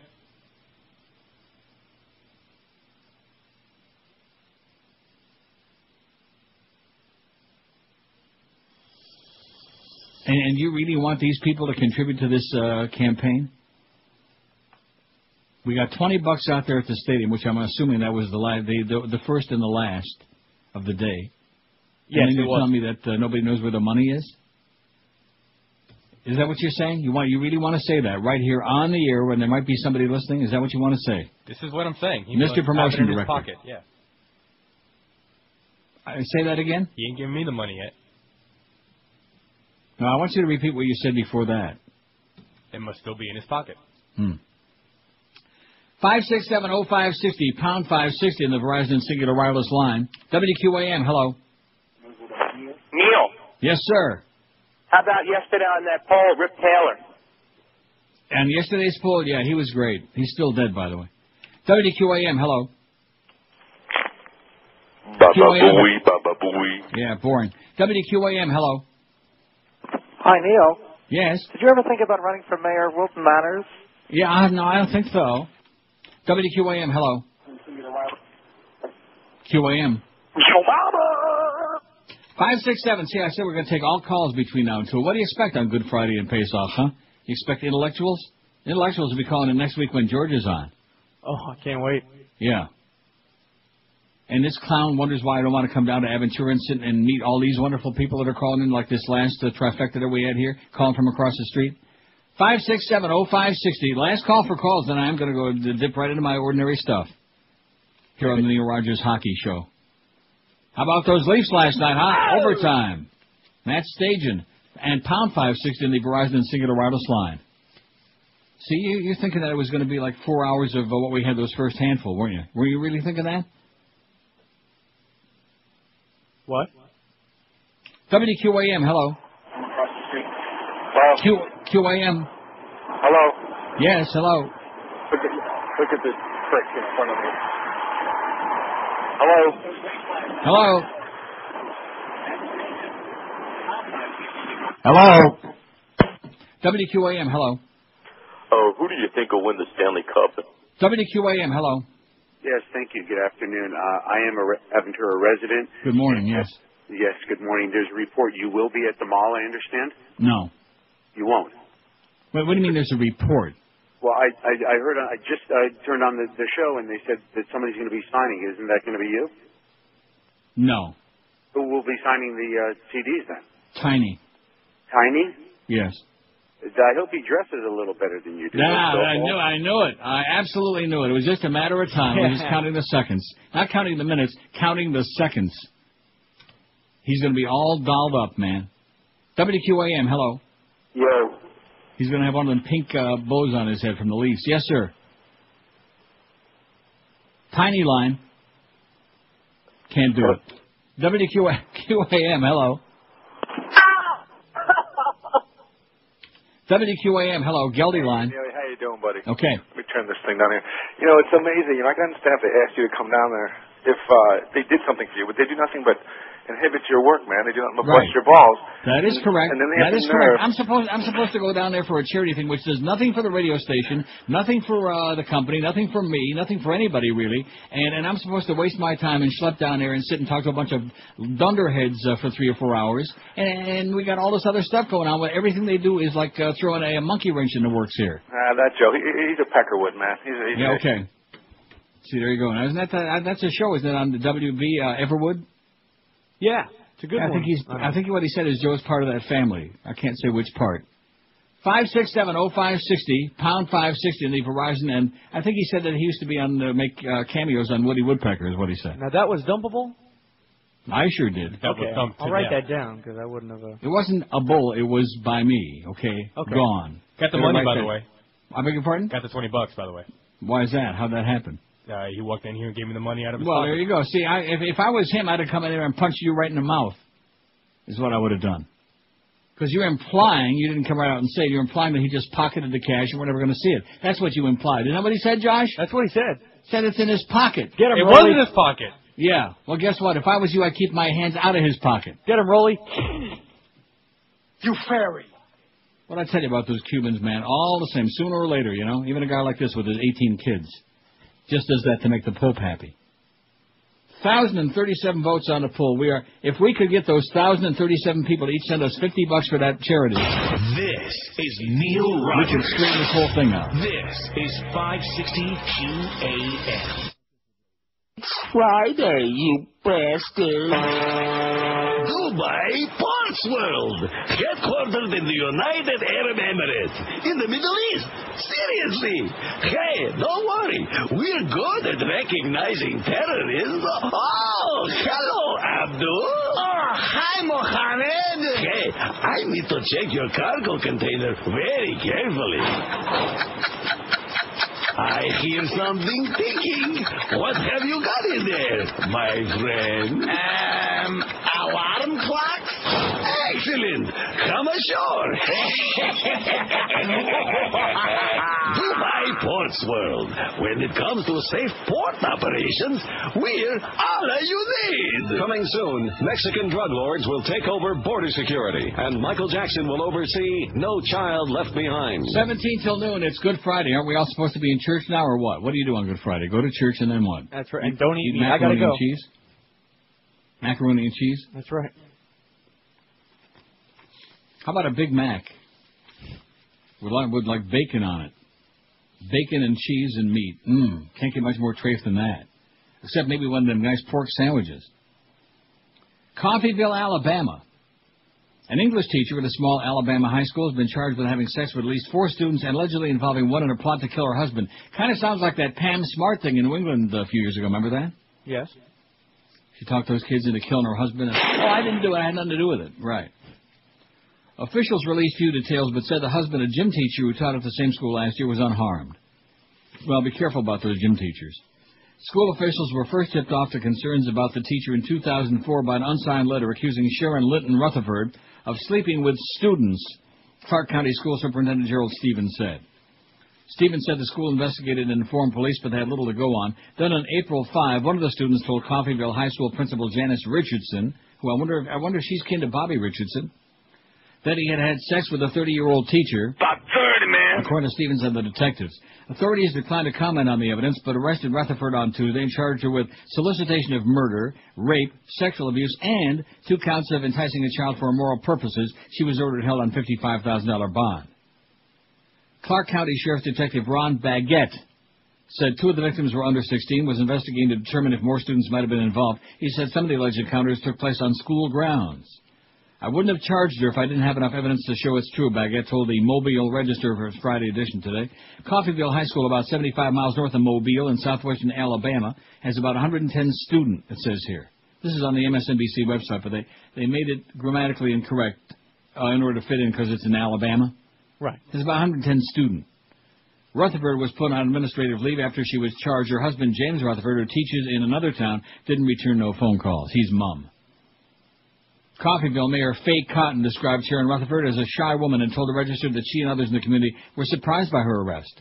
Be real nervous about those shy people, like Shy Levy. We've all been talking about it, and we can't figure out if she really did this, why would she risk everything, just everything? Well, maybe she was horny. I don't know. Maybe she liked them young. Who knows what the story was, huh? That seems to be the new thing now. It's not really anything brand new, but like an epidemic of it. Well, it's like new enough. It wasn't going on when I was in school. No, well, no comment. That's always the line, and my response is always, you know what it is. Why even waste the breath on it? 5670560. All these teachers diddling their students, man. Well, they're teaching them something anyway. Probably more than they're learning in class. 1,052 votes. Boy, this is scandalous we're doing so great on that poll today, and that's because they're whipped up about Iran. They're a hell of a lot more worried about that than the chick that allegedly got raped at Duke, that the media thinks that everybody ought to be. Oh, and here's this story. These 6 people got murdered. This punk. Let's see, who did he kill? Was it the mother and the father and 4 cousins or something like that? Kissing cousins in Leola, Pennsylvania. And this guy that got on CNN right now, he came on yesterday and he mispronounced the name of the town. Leolia, he called it. Oh, jeez. 5670560. Come on, let's see if we can't keep these great calls coming so I don't sit here and get Miguel all pissed off. That's why Miguel came up with this fundraising thing, because he hates me reading this. He figured it would be a lot more entertaining if I just talked about where the van is for 4 hours. It's all about me. That's what you're saying. Yes. That's what I'm saying. You're the promotions guy. Don't be trying to put it off on Rolly and all these other people. And Doreen, she's not even there anymore, that bitch. She's not there. Don't be blaming her ass. Next you'll be blaming Screw Ann for it. Although she did have her finger deep into that OJ thing, man. She was involved up to her earlobes in that. And then they told Tracy Caracedo, our promotions guy at the time, that, oh, you're going to have to take the fall for this, Tracy. And he ran out of there. I'm getting out of this place. These people are crazy. Nice going, Tracy. You made the right choice. WQAM, hello. Uncle Neil. Yes? Joyous Passover to you. Uh-huh. Uncle Neil, I love you long time. I actually have a fan, an Uncle Neil fan that you autographed for me from the other station that actually promoted you. Yeah. So I just happened to see a car pass me and it has a bumper sticker and it says, yes, exclamation point. It said one what? man, one woman. Oh, yeah. Marriage, one man, one woman, right. So, so butch up, get out of here. 567 0560 pound 560 on the Verizon Singular Wireless line. WQAM, hello. Uncle Neil. Yes, sir. How are you, first of all? I'm me. I'm doing just fine, in spite of QAM, in spite of Joe Clarabelle. I got a couple of things, not much. First, I want to say happy 30th. I know I'm extremely late. How dare... About 30, man. Yeah, I tried to call you that week, but I was kind of hectic, and the phones were, like, really hot and heavy. Oh, yeah, the phones were hot, man. They were like, we couldn't even touch them. Getting third-degree burns. And today's my son's birthday, Julian. He's 12, and he's a huge Neil fan. I know he's listening, so I want to say happy birthday to him. And thank you very much. And no problem. I know I'm going to make a request. I know you don't like to play it, but it's kind of long, but it's his absolute favorite. If you could play Young Neil, that would definitely make his day. Hey, listen, happy birthday, Julian. See ya. See ya, Pally. Thanks, Uncle Buy Neil. the CD. It's on there, right. Not plain Young Neil. 5670560. I could play it 4 times and then we can go home. Or I could just play Thin Lizzy a couple of times.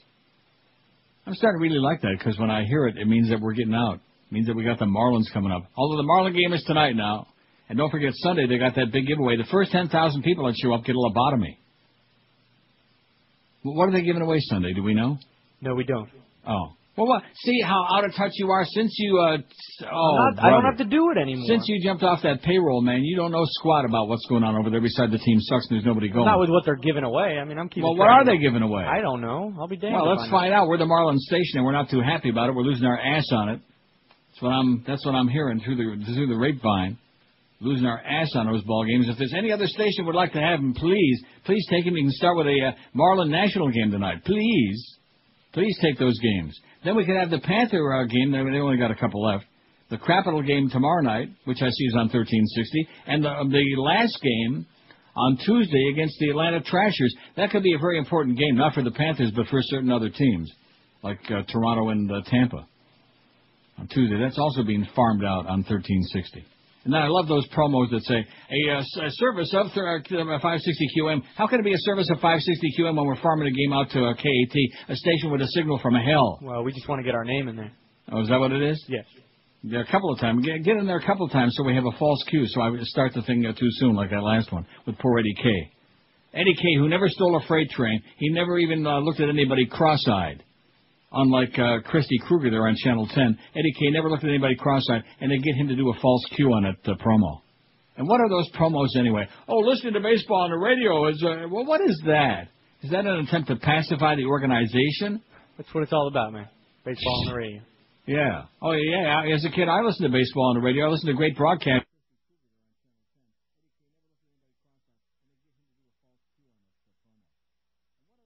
What? I said, well, get yourself some Dave Van Horn and Roxy.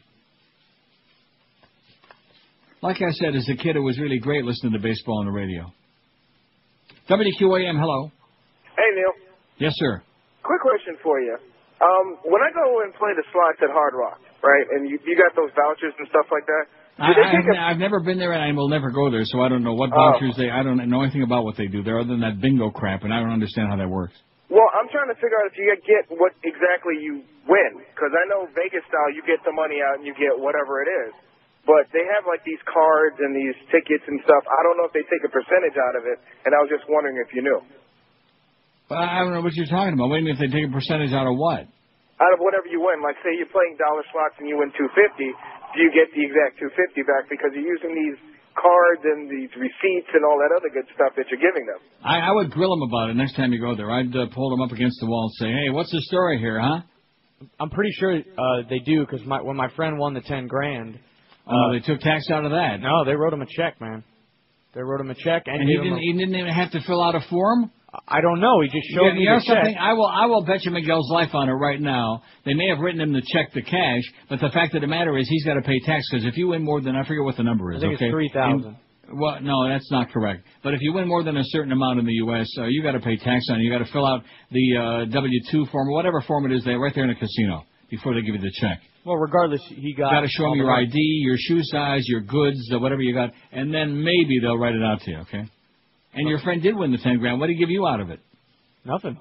Well, why is that? What kind of a friend is that? What kind of a friend goes in there and throws drinks? He paid for drinks that night. Oh, whoo, man, what a big spender, man. Wow, I sure wish I had friends like that. Paid for the drinks.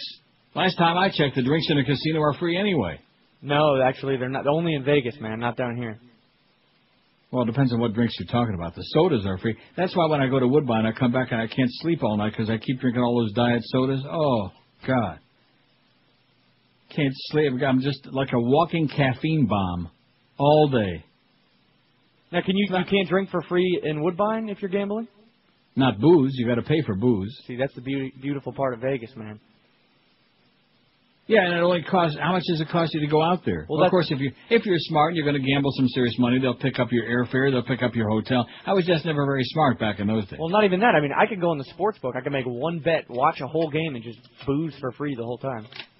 Well, just because you're an alcoholic in denial, I mean, the rest of us can't be responsible for that. In fact, you go out there just to suck up the free drinks.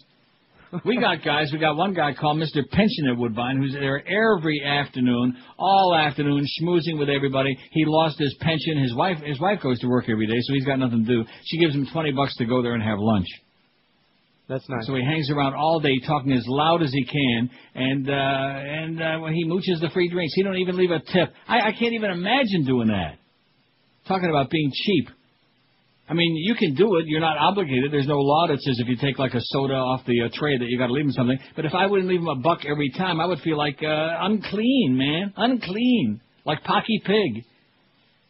God. Although you probably don't care, being a high roller that you are. Let's face it, you're just a drunk, that's all. And that's okay. There's nothing wrong with being a drunk. I'm not a drunk. I like to have a good time on the weekend. Like to go out and get drunk. That's what it's all about. That's You're right. a punk who likes to get drunk. Drunk as a skunk. As opposed to being there and being in a deep funk. 567-0560 and pound 560. I'll tell you one thing, in a very perverse way. I have a feeling. Next week when I'm on vacation, I think I'm going to plot all week. I'm going to come up with new ways to make the Beasleys and Joyces and the Clarabelle, to make their lives so unlivable and miserable that, because payback is really a bitch. This is Neil Rogers. And I got some real good ideas, by the way. This is 560 QAM. This is Mark Morgan. It's the 12 to 1 hour on QAM.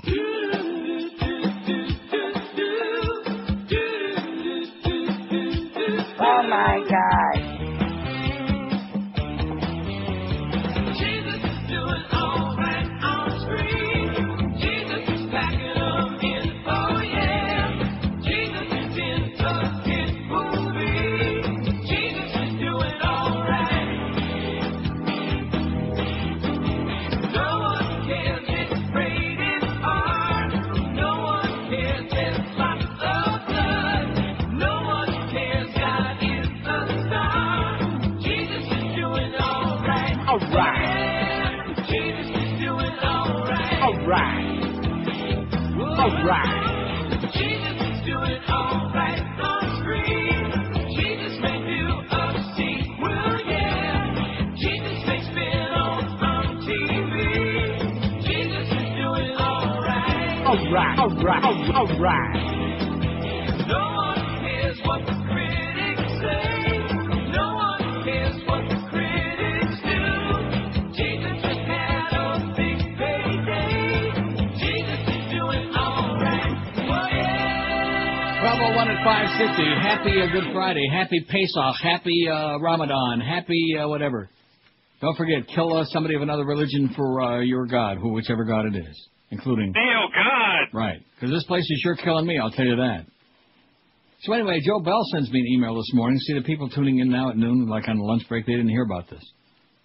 Well, fill them in. No, I'm not going to fill them in. I don't want to read it again. I don't want to spend any more time on that CD thing, on that silly ass. About 30, man. It wasn't my idea. I don't want any part of it. And, of course, the party who is responsible for it, she's like really laying low these days. Does hate you. Well, too bad, okay? You fairy. Very bad. Oh, well, we got to do something for Neil's 30th. How about $1,000 a year for each of the 30 years would have been nice. 30,000 bonus in my check, a little extra. Wouldn't that have been nice? That would have A been real nice. gesture of appreciation from the measly Beasleys, from those cheap bastards over there. And by the way, Clarence, I hope you're listening while you're out today, although you're probably not. Because this schedule that your boyfriend Robert Creeper made up, see, the business about Creeper and Geldy, all these years, and I was oblivious to that, because it's kind of small potatoes. But that must be true, because Robert made up the schedule, and Geldy's on almost every day next week. It's on Tuesday. He's on Thursday. He's on Friday. We got Bo on Monday, which is terminal enough. And he's got, and if it weren't for the fact we got that Marlin game on Wednesday, be sure and tell George he's off at noon on Wednesday. That'll make his week. Noon, because the game is 12:35. So the pregame on Wednesday is noon, Josh. Oh, that's Won't good. you feel guilty leaving that early or after only 2 hours? I'll cry about it later. Yeah.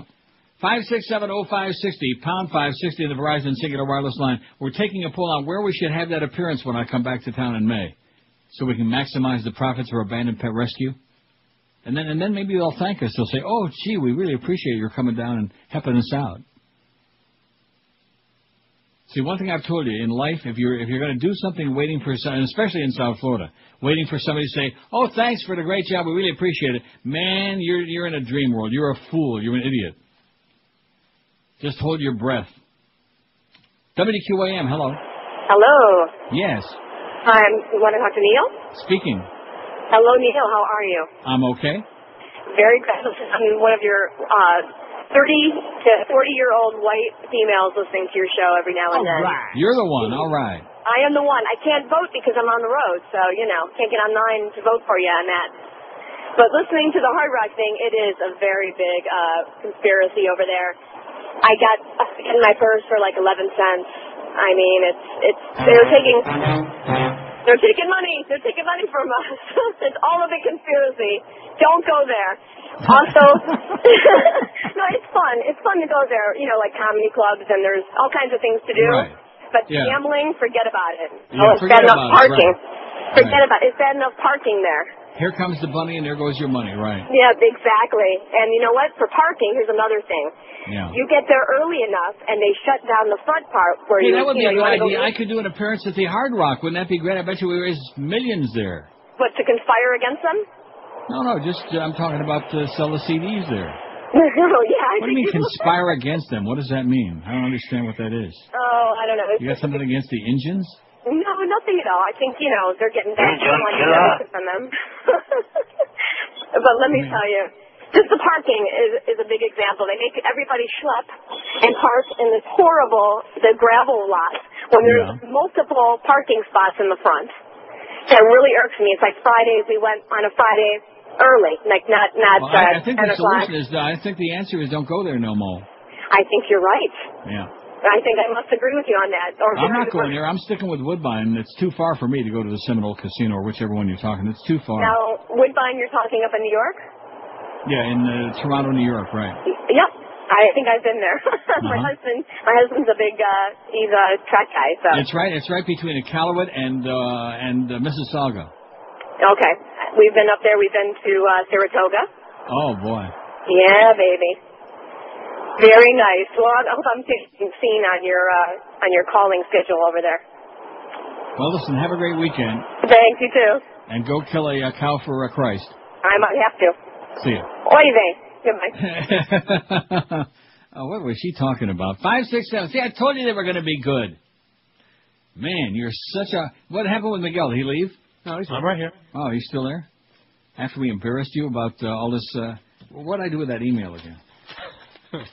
Just that one line in there. In talking to people here, the consensus is...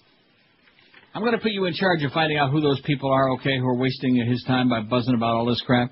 And talking to people here, if you would just come down here, yeah, you're the one that's creating the problem. See, this is what it goes back to. Like I said the other day when we did that poll about why you won't buy the CD and the T-shirt. I knew that. And you see how that went zooming up there the other day?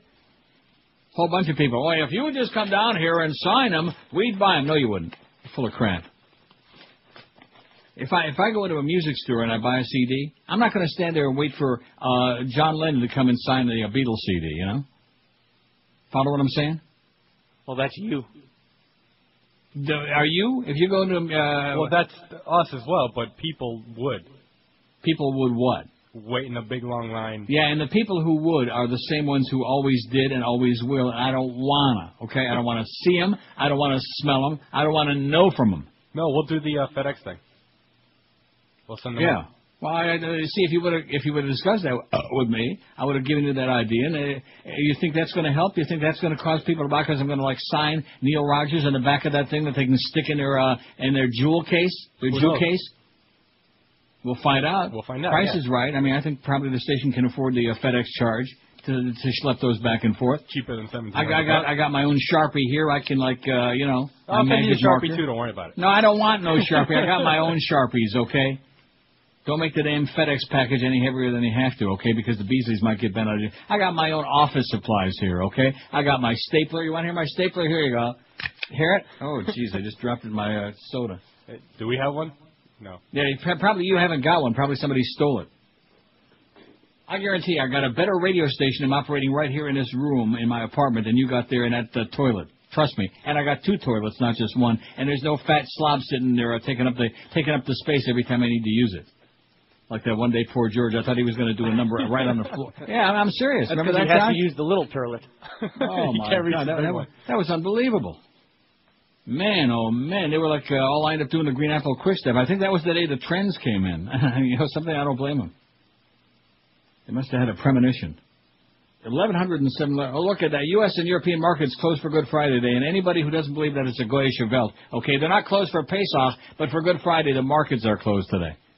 Boy, oh, Pat. I told you, like my dear late friend Alan Finkelson told me, the biggest problem in the world, too many Goyim. WQAM, hello. Is it the Black Pro? WQAM, hello. Yo. QAM. Yo. Yeah. How you doing, sir? Good. Just on a little vacation in the great southern part of the United States in Tennessee, and I came across the store, the God store. So I walked in there with my wife, of course, but the first thing I see is not God, not Jesus, but a 6-foot life-size cutout of El Presidente standing there waving at me. With God and GW, man, same difference. That's what the G stands for in GW. Yeah, I almost dropped down onto my knees and praised the Lord for giving me that opportunity. It was pretty scary stuff. Like a nightmare almost. Well, I'll pray for you, my son, and don't go back to Tennessee if you're smart. 567-0560, pound 560 on the Verizon Singular Wireless line. We need 40,000 calls between now and 2 o'clock, and each one of you has got to cough up $10 for a bandit pet rescue to get them off our ass. That's right. See, I thought I had just pretty much dispensed with it. All I did was a couple of times ask what the total was, just for my own curiosity, and we could pass it along. I mean, we're not going to lie about it, so it's embarrassing. We're not doing much, and for whatever reason, maybe we got nobody left out there. Maybe nobody cares. Maybe nobody's got any money. I still think that most people are busy putting from Wilma, even though that was back in October, and this is the middle of April. I still think that in South Florida, based on my own personal experience and seeing the mess that's still around, I think people are occupied with that. Muy occupado. Am I wrong? A lot of blue roofs out there still. Yeah, a lot of blue roofs out there. In fact, we're going to change the name to Tarp Springs. A lot of blue, in fact, just like QAM. A lot of blue sky. That's the new thing with blue sky and everybody. Oh, man, you guys are great, man. I love you guys, and, man, you do a hell of a job. I'm taking care of George. I'm going to take care of Josh. We're going to get everything. And you know something that practically took an act of God? Neil, God! To finally get him off his ass. And he's worrying about the CDs and the Jew cases. In fact, if I was him, I'd be in church right now on Good Friday praying for forgiveness. See, I don't know how long this regime thinks that they're going to be able to continue blaming the previous regime, which, believe me, there's plenty of blame to go there. Greg Reed and that group are going. But I've got news for you. It's already the middle of April. The days and the weeks and the months are passing by, and I'm looking at the schedule next week, and I see Geldy all over the place, like some kind of a disease. You know, they got all those people with mumps in Iowa. I think we got mumps, because we're sure taking our lumps. All over the place, I see Geldyitis. WQAM, hello. Hey, Neil, how you doing? Good. You know, I bought a disc once from George over here at the Harley-Davidson store, and I really enjoy it. But I heard you talking earlier about making an appearance, and I got to be honest, it would be great to see you. But I can only imagine the kinds of people that crawl up that line to see you, or the kinds of people that you have to put up with, and stories. I mean, I sympathize with you. Yeah. You know, I would think being a talk show guy would be an easy gig, but I've learned over the years it's not. And I can only imagine what those appearances must be like, and I don't blame you for not wanting to put yourself through it. I wouldn't want to be there. Just watching the people. 90% of the people, it's the same group of misfits. I mean, you know, there's some nice people that come by, and I don't want to sound ungrateful or unappreciative, but generally speaking, it's the same bunch of losers. Yeah, I mean, I picture them getting the disc and then going back and hanging out and watching you and staring at you and coming back up again. That's right. Listen, I could tell you stories till midnight. My favorite story of all was these two old ladies, these two sisters from Detroit. And, of course, I happen to have lived in Detroit once upon a time. And so they'd come by, and it was at the Borders, one of the Borders. And they came by, and George and I, both of us, spent a lot of time talking to them and bada-beep, bada-boop, bada-boop. I mean, an inordinate amount of time because there were quite a few people there. You know, we signed their CDs and we talked to them and schmoozed. A couple of old lady sisters in their 60s, 70s, I'd say. And then a couple of weeks later, I get something in the mail from one of them at IOD. Oh, gee, we came by and just to see you guys, and we drove a long way, and you barely gave us you gave us such short shrift and didn't pay any attention. I thought to myself, you miserable bitches, man. We spent more time with them than any other 10 people put together, and they still weren't happy about it. Typical women, no matter what you do. That's right. You got it. Happy Easter, Neil. Back to you, Pally. Go get some Easter eggs. Thank God I'm gay. Oh, yeah. Thank the Lord. Don't have to get nagged. Now that Mom is pushing up daisies, no more nagging from crazy women. That's why most men are dead. I'll tell you that right now. 'Cause women put them in their grave. Trust me when I tell you. I don't have to tell you. Most of you guys know what I'm talking about. And then, of course, there was that young couple at the ballpark at PP Park that time. Years ago. Fat Rich and I were there before a Dolphin game. Right. I told you this story. Well, you have to remind me. The young couple comes by. Seemed like decent enough people. I don't know, maybe in their mid-20s, maybe about 30, man. Whatever they were. Oh, hi, Neil. We love your show. Blah, blah, blah. And Rich is sitting there shoveling a big submarine sandwich in his face. And I'm sitting there. I guess I've already eaten it. I shake the guy's hand. Hey, how you doing? Blah, blah. I was very cordial, very nice to them. We had about a 2-minute chat. I mean, I don't know them from Adam. And, nice to see you. Enjoy the game. And then I get a call a couple of days later. I brought my wife by to see you at the Dolphin game, and you just sat there like a lump. And I said, what did you want me to do? Get up and do a tap dance for you? What was I supposed to entertain you? Put on a talk show for you? Just sat there like a lump, like I was supposed to entertain these people. No thanks. I'll tell you what, Joe, you go to the Aventura Mall. That's an excellent idea. You go there on a Saturday in May, and you sign the CDs and the T-shirts. How's that? I mean, he's got to get to, because I know all these lunkheads already. He needs to meet and greet. Isn't that a good idea? I think that's a stellar idea. Meet the GM. A good excuse to go out there and start meeting our fine listeners out there. The guy with the eyes, the guy with a fanny pack, and of course, this one can stand over in the corner and cry if you don't pay enough attention to him. That one. Hitler. You know, do his little act for it. Well, he's threatened the FCC on me several times. Who's that? Gilbert. For what? Ignoring him. No. Yeah, they really take stern action on that. Oh, I shouldn't have said stern action. 12:15 at 560 WQAM. What's better than staying cool and comfortable all summer long? How about getting an instant $1,200 cool cash rebate on the world's smartest air conditioner, the 5-star edition of the Carrier Infinity system? And to make things even better, you can get this fabulous system from Royce Air and Heat, where they've been taking care of Tri-County area families for 3, count them if you can, 3 generations. As a Carrier factory author, I did that twice in one day. Not good. See, I'm stressed out because of that stupid email. As a Carrier factory authorized dealer, Royce guarantees your 100% satisfaction, and that guarantee is backed by Carrier. The people who invented air conditioning now have come up with a new Carrier Infinity system. The new system actually performs a daily diagnostic check and then adjusts itself for maximum efficiency.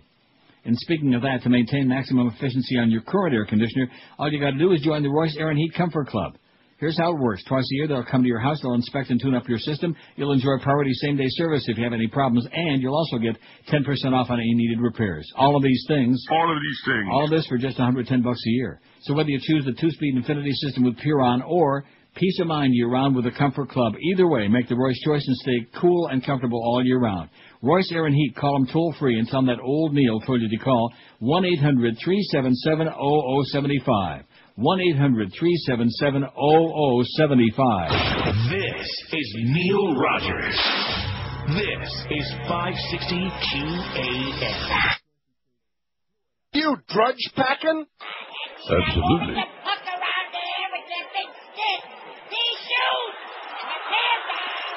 For a goal. Hi, everybody. That was me. I'm the voice of the panda. Hey, how you doing up there in Kokomo? Fixing the paladins off your feet, huh? Told you I'd get your time slot. Now I'm going to change the face of budget-conscious sport hole radio. It's an interview with a generic sport host, Stuffman. I don't like the fire under the ass entertainment. Now, it don't matter who this is, because they all sound alike. Roll the tape. Do as I say. Thanks for doing this interview with me. I'll make 100% effort to perform well. Say, how come all you sports guys are like so vacuous and stupid? Well, we have to go to college, but never really attend classes. Just like not too smart is the situation we have. You think raving about male athletes and worshipping their jockstraps is a little, gay? Gay. Just a little on the curious side, huh? Maybe stretch it out after seeing a few tight butts. Is that what it is? We like women. We're programmed to do so. You hate this station. Outside of one show, you ever hear anyone talk about girls? It is a little gay. There's 2 or 3 very lonely men with very small things who need to hear this. What? You saying that sports is gay? It's 12:22, and of course you're going to be hearing that at 2 this afternoon. We got the Geldy Show. Oh my God, he's just all over the place like some kind of a disease in your radio. You know, sometimes they call it a heterodyne whine on the radio. That real high-pitched tone, you know, sometimes when you're trying to tune in a station that's got a really crappy signal. Mm-hmm. Like KABC in L.A. has got that. They're, because of the mountains and whatever, there always is a heterodyne, and you can't tune it out. Well, it's the same thing with us. We don't have the heterodyne whine, but we got in the middle of an otherwise horrible signal. 1,133 votes. What's your take on Iran? Impeach Bush before another invasion takes place. 603. Over 53% say that. Impeach his ass now. And then the rest of them later. We can't even handle Iraq, 196. And now we're talking Iran? Blow them off the map, 149. 13% very angry people. Just blow them all up, including the women and the little kids and, you know, just innocent pain-in-the-ass bystanders. No more killing, no more lies, 107. They aren't a threat to us, 36. They're snappy dressers, 35, even more so than tiny. And I hate this poll, only 7. Didn't you find that a little bit bizarre? I hate this poll. It's usually like right up in the running there, in the mid-pack, isn't it? Maybe the haters are busy in church today trying to get forgiven for their sins, like Robert Griefer. Maybe he's in Shul for Pesach. Probably made several visits. 567-0560. My BlackBerry just went off. Let's see if this is something important. No, it's a email from TomPayne.com. Well, that's very important. Hey, it's better than another email from Omaha Steaks trying to tell me something. Boy, I'm just tired of their crap. You know, when you do business with somebody and they start, like, nagging you. It's like the thing with the women again. You don't want to be bothered. Just leave me alone. I'll let you know when I want something, okay? Right. And they start calling and they start emailing. Just leave me alone. Sending your flyers in the mail. 5670560, pound 560 on the Verizon Singular Wireless line. Geldy at 2, Mad Dog at Finnegan's Way, 4 to 6:30. I have no idea where that is. Finnegan's Way? It's on South Beach? Yes. Oh, boy. He's going to be dropping them green lizards all over his pants. Roberto Luongo, 6:30 to 7, and Marlins on deck at 7 o'clock. Now, isn't it interesting? Roberto Luongo at Doris, Italian, by the way. At Doris Market in where? Boca? Pembroke Pines. Oh, in Pembroke Pines. I'll be out there. You're going to be there? I'll be there with Roberto. With Roberto, and is he going to be peddling the Neil CDs? He won't, but Josh will. If anybody stops by, I'll have him on me. I was going to say, I find it very, very interesting that tomorrow, this could be one of the rare times that this ever happens in history. We got the Marlins and the Washington National baseball game on QAM. Tomorrow's a 6:05 p.m. game, by the way, for the throngs that are going to be going. And on KAT, on our stepchild station, we got the Washington Capitals and the Panthers. Washington Nationals and the Washington Capitals. How about that? Don't you find that a little bit unusual? Well, we played Toronto, Miami Heat, and the Florida Panthers. They played the Heat on the same day that the Leafs-Panther game was? Yeah. Well, how do you like that? And who won? Well, I guess the Heat won that game, though. Yes. Unlike the Panthers, who lost that game in overtime 6-5, if I remember right. Yes, they did. That Joe Newendike, man, he's really on fire now. At least they're sure really P.O. that they gave him up, him and Gary Roberts. Bad move there, John Ferguson Jr. Your ass is fired. Your ass is grass. Plus, you got a schnoz. Even Geldy's nose ain't that big. John Ferguson Jr., just like Daddy, who used to play for the Montreal Canadiens. Welcome to Hockey Talk. That'll teach him a lesson or two. Hockey talk. WQAM, hello. Hi, Neil. Yes, I'm ma'am. not calling to nag you. I'm calling to praise you. Well, how do you like that? Well, That's what Caesar, they told Caesar salad, too. You've saved my life, and I want to thank you. How'd I do that? Well, first I lost 13 pounds on balance for life. Good. In 6 weeks or so. And then after I went off that, I did find the Dream Field pasta, and I've lost another 5 pounds, and Good. I'm doing great. And, Excellent. I'm very happy with your singing the praises of it, because I love pasta. Yeah, me I wish too. they'd make pizza, though, because that's my favorite thing in the world. Well, I think. can't have it all, but they got like all Yeah. different shapes and sizes, though. Yeah, I got everything but the elbows, because I haven't tried the macaroni and cheese yet. I love macaroni and cheese, too, but... Yeah, next week I think we're going to do that. I'm going to go get me some of that cheese in a jar that George was talking about, that cheese sauce. Ew, it's so high in sodium, though. Yeah. You'd be better off just using a little natural, shredded cheddar or something. And Like I said, I'm going to get some good cheddar in the supermarket and shred it. Not that crap in a jar. Okay. Oh. Thanks, Neil. Have a Okay, good thanks. weekend. Keep it up. Okay. Happy Shavuos. Yeah, what are you talking about? Cheese whiz?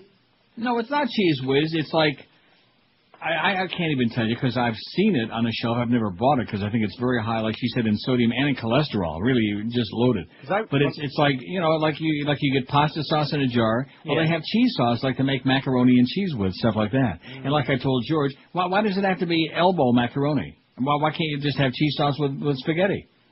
Where is it written? Is it written in a good book that you have to have like elbow macaroni if you use cheese sauce, and if it's like tomato sauce, you use pasta? Yeah, it's in Genesis. Part?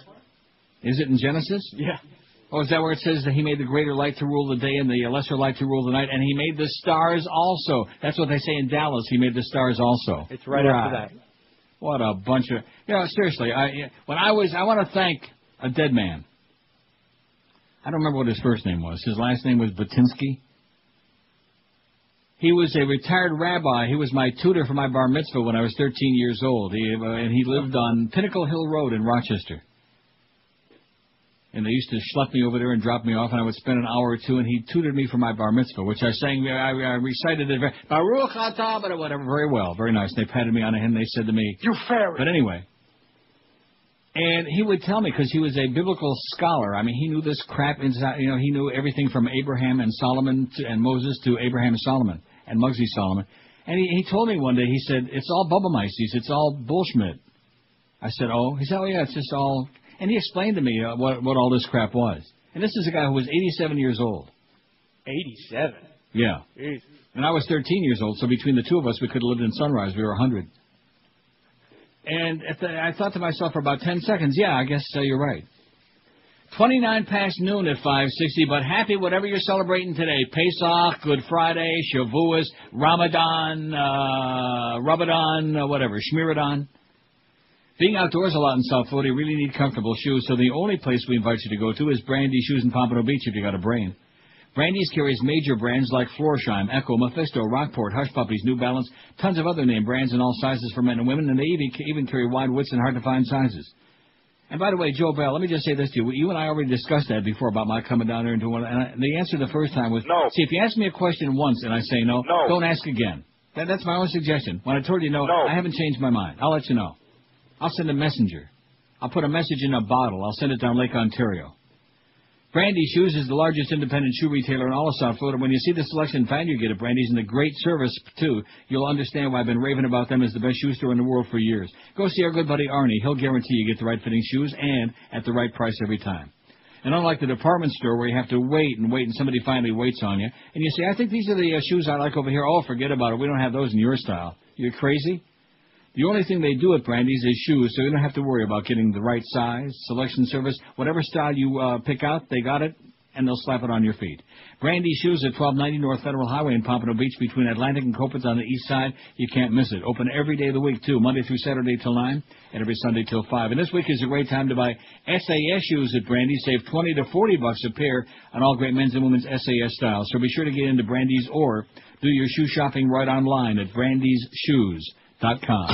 This is Neil Rogers. Rock solid. This is 560 QAM.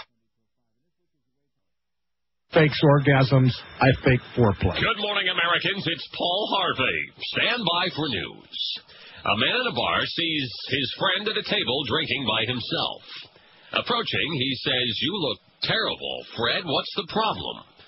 Fred says, "My mother died in August and left me $25,000. His friend replied, "Gee, that's tough." Then in September, Fred said, "My father died and left me $90,000. His friend said, "Wow, 2 parents gone in 2 months. No wonder you're depressed." Then Fred continued, "And last month my aunt died and left me $50,000.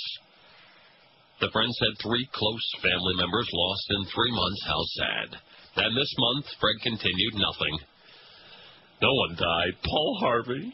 Good day. Good day. 12:35, 25 till 1. We got Geldy coming by 2 to 4. He's going to be squeaking about those Panthers and the fact that they squeaked out an overtime win in Ottawa last night after blowing a lead with 2 seconds left. They were like up to their old tricks again. Blowed a lead with 2 seconds left. What kind of nonsense is that? But they pulled it out. Speaking of nonsense. Yes? We got something we need to resolve. I guess we could just do it right here on the air. Oh, let's do it. Okay. The audience loves that. I got a paper that was written by George for your vacation time. And they're a little confused. When I say they're, I'm talking about Robert and the Beast, because they're making schedules and such. I have that obviously you're off next week.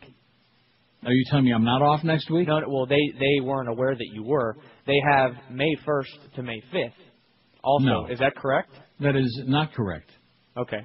My next vacation's in June. The 19th to the 26th. Of what? Of June. June, yeah. And then and then July 31st to... Well, do we have to really go through this whole...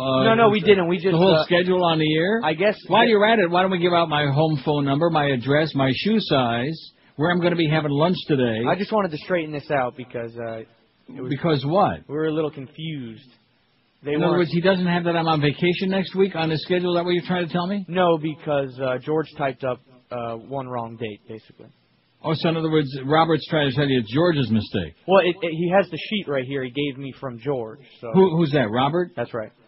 I want to authorize you right now to smash him in the head. Okay. Okay, Robert, are you listening to me?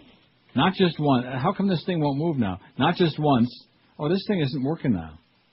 Now all of a sudden, 9 times. Well, what the hell's going on here? Oh, there it goes. See, he's probably put a spell on my computer too now, Robert. Now, what does that have to do with Geldy being on every day? See, I want to tell you By the way, something. speaking of Geldy. Yeah. Curtis in for Goldie today. Oh, thank God. Oh! Look at that. That's something to see. That makes up for what you just told me. Not that it makes any difference, although it would be kind of bad if George came in next week and was sitting there expecting me to be here. I'm not going to be on. Curtis at 2. I mean, not that Curtis is Mel Allen, but Curtis does a good job. We all like him. The audience likes him. He did very well in that poll we took the other day. And so no Geldy today. That's, the audience is breathing a sigh. Can't you hear it? Oh, thanks God. It must be in honor of the holidays today. Poor Jesus died so that Geldy wouldn't be on today. That's true. That's why he went through that whole crucifixion thing. Plus, so Mel Gibson could make all that money. That's why Jesus died on a cross. What a horrible story, by the way. If you're going to make up a fairy tale, make up something a little more palatable than that. Oh, I can't imagine why the world is so barbaric and all this violence. No. So let me say it again. I will not be there next week. How many times have I been saying that all week long? George is on next week. Haven't I been telling you that? Well, this I know. I just, that's why when the schedule... In addition to which, let me ask you this question. Okay. Why is it Robert Grieper's business? I mean, what does that have to do with him? He be making the schedule these days. Well, first of all, he hasn't got any business making the schedule. He hasn't got any title there other than the fact that he's bunk butt buddies with our program director, Clarence. And speaking of Clarence, let me just tell you right now, I've said this before, only today, between the email from Clarabelle and this Clarence business with Geldy on every day, Clarence is another one. He's picking up right where his leader left off. Whatever you say, he'll agree with it. I spent an hour on the phone with him the other night, and no matter what I said, I was right. Bada-beep, bada-boop, yeah, you're right. Oh, gee, what am I going to do, And then he turns around and keeps doing the same aberrant, unacceptable things over and over again, just like with Joe Bell. Same thing. They'll agree with everything you say, and then they'll, stab you just like Brutus and Julius Caesar. Well, guess what? I ain't no Julius Caesar, although I do like a nice Caesar salad occasionally. So, screw it. And Listen, if they say you're on next week, you're on next week. You're supposed to treat them with professionalism and respect. Well, I'm supposed to treat them with contempt and dismay. Is that what you just said? Something like that, yeah. I'm already doing that. No, I like the Beast. I don't have any problem with him. I mean, he can be annoying. He can be a little overbearing, a little over the top. But he's the one behind all this. What, behind what? The whole scheduling fiasco. The Beast made the schedule? I thought you just said Robert. Will you make up your mind who you're going to blame now? You're blaming Grieper. No. Josh just told me it was Grieper. Grieper brought it into me, and they're both. It's a tag team. Oh, it's a tag team. Is that why the Beast comes in every morning and rips Grieper an ass behind his back because he's a phony baloney, which you already know that, and runs around the building stabbing everybody in the back? See, when I stab, it's right to your face. When I stab, I don't go around playing games behind people's back. I'll tell you right to your face and on the air, okay? That Robert Grieper is an imbecile. And by the way, it's Pesach, baby, and he's still going around causing trouble. He's still stirring it up. I hope somebody put bacon in his matzah. I hope somebody slipped a little slice of bacon in his matzah gefilte fish sandwich. Well, those matzah crackers are really yummy. No, they're not. No, they're not. They taste just like they look, like cardboard. There are two Jew foods. One of them is halava, although even the chocolate-flavored halava, it still tastes like cardboard. It's got that texture, that consistency. And matzah is like stale crackers. Stale, what are they? What kind of crackers? I haven't had those in years. Oh, saltines? Yeah, exactly. Very good. Nabisco saltine crackers. Stale crackers are matzah. So what I would do if I were you is I would replace the matzah out there with some saltine crackers. Go over to Walgreens, get some saltines and put them out there. And then all those, like Gary Sarner, who think they're eating matzah, they're going to go to hell. Gotcha, Gary. Payback is a bitch, isn't it, sweetheart? But you can take some of that Zantac 75. It'll make you go right away. Boy, I could tell you Gary Sarner stories, man. Make the hair grow and your elbows. Just unbelievable. 1241 at 560 WQ. I think what we ought to do is just have war on the air every day. I'm going to have more bedtime story, and maybe not even any phone calls anymore. Let's just go to war, you know? People love war. Remember in The Godfather when they went to the mattresses? Remember that? Mamma mia! Right. Remember they were driving around in wherever the hell it was, looking for a good place when a war was going to start. When they had to go to the mattresses. Remember that? And Clemenza gets out and says, I got to take a leak. Remember that? Yes. And there was Paulie was in the car, because Clemenza got out. Oh, Paulie. How about that cannoli, though? Yeah. That Strunzi sold out the old man, Paulie. And Clemenza says, Oh, Paulie, won't see him no more. Right. 1242 at QM, your Godfather intensive station with lightning-quick speeds, the latest features, and security. Comcast high-speed internet leaves DSL in the dust. And today you can get on board for just $9.95 a month for 2 months. With an always-on connection speed of 6 megabytes, Comcast high-speed internet is up to 4 times faster than DSL 1.5 and up to 100 times faster than dial-up. Whether you're downloading music, watching streaming video, playing online games, or just surfing your favorite sites, Comcast reliable fast connection means you're going to be flying through the internet with the greatest of ease. Just like Tinkerbell. Plus, when you sign up for Comcast high-speed internet, you get instant access to a lot of free features like the Fan, Video Mail, Comcast Rhapsody Radio Plus, and up to 7 personal email accounts, just to name a few. Not only that, but on top of all of this, you also get McAfee security tools included, so you can be assured your internet experience is always safe and secure. All of these things. So what are you waiting for? Start doing more faster than you ever could before, and you wonder how you ever managed to get along without it. Sign up for Comcast high-speed internet today for just $9.95 a month for 2 months. In Dade, call 305-COMCAST. And in Broward, 954-COMCAST. This is Neil Rogers. This is 560 QAM.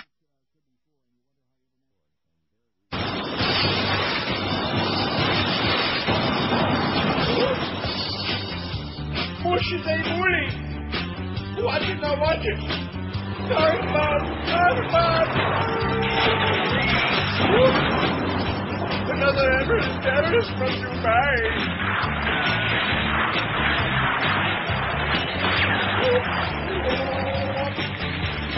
Why did he attack us? What the hell did we do? You kick us while we are hanging in that new torture room. Even the Christian right, the Lutheran right. A fascist booty. Killed all our families, threw a home to waste. Stop with all this madness and give us back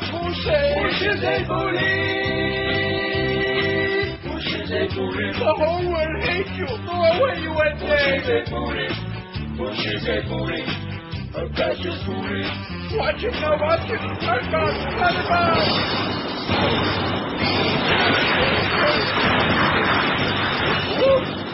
Top 48 at 560 WQAM, 1,184 votes on the poll. We're going to make 1,300 today on the poll during the show. I think that is just revolutionary, don't you? It is.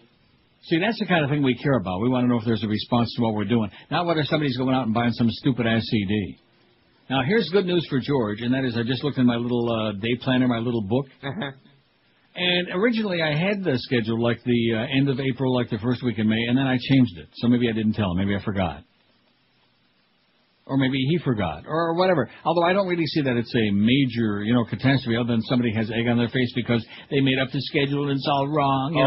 It's a huge catastrophe. Is it really? And why is that? Maybe you can explain that to me. Well, it's a sales thing, too. Yeah, it's a sales thing. Maybe there's some new accounts starting, so it's just a big disaster right now. Let me ask you seriously. Yes.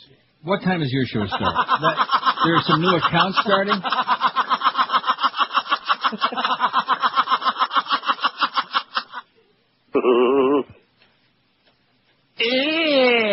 Well, apparently it's just a little deeper than it being resolved. I got news for you. It's getting really deep. I just rolled my pant legs up, and I actually do have my clothes on. That's how anxious I am to get out of here at 2 o'clock. I can't even begin to tell you. Yeah, I'll be on vacation next week. Let me say it again, real loud, okay?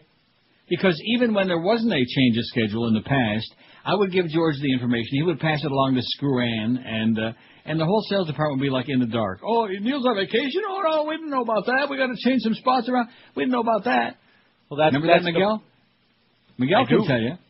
Sure, but that's the problem. See, all the salespeople think that you're going to be here next week. That's why, the ruckus is going on. All the salespeople. That's right. And how many does that constitute? About 30, man. Right. All the salespeople. Well, guess what? I am not. And never have going to been, will not. And if you think I'm changing my vacation, you're dreaming, okay?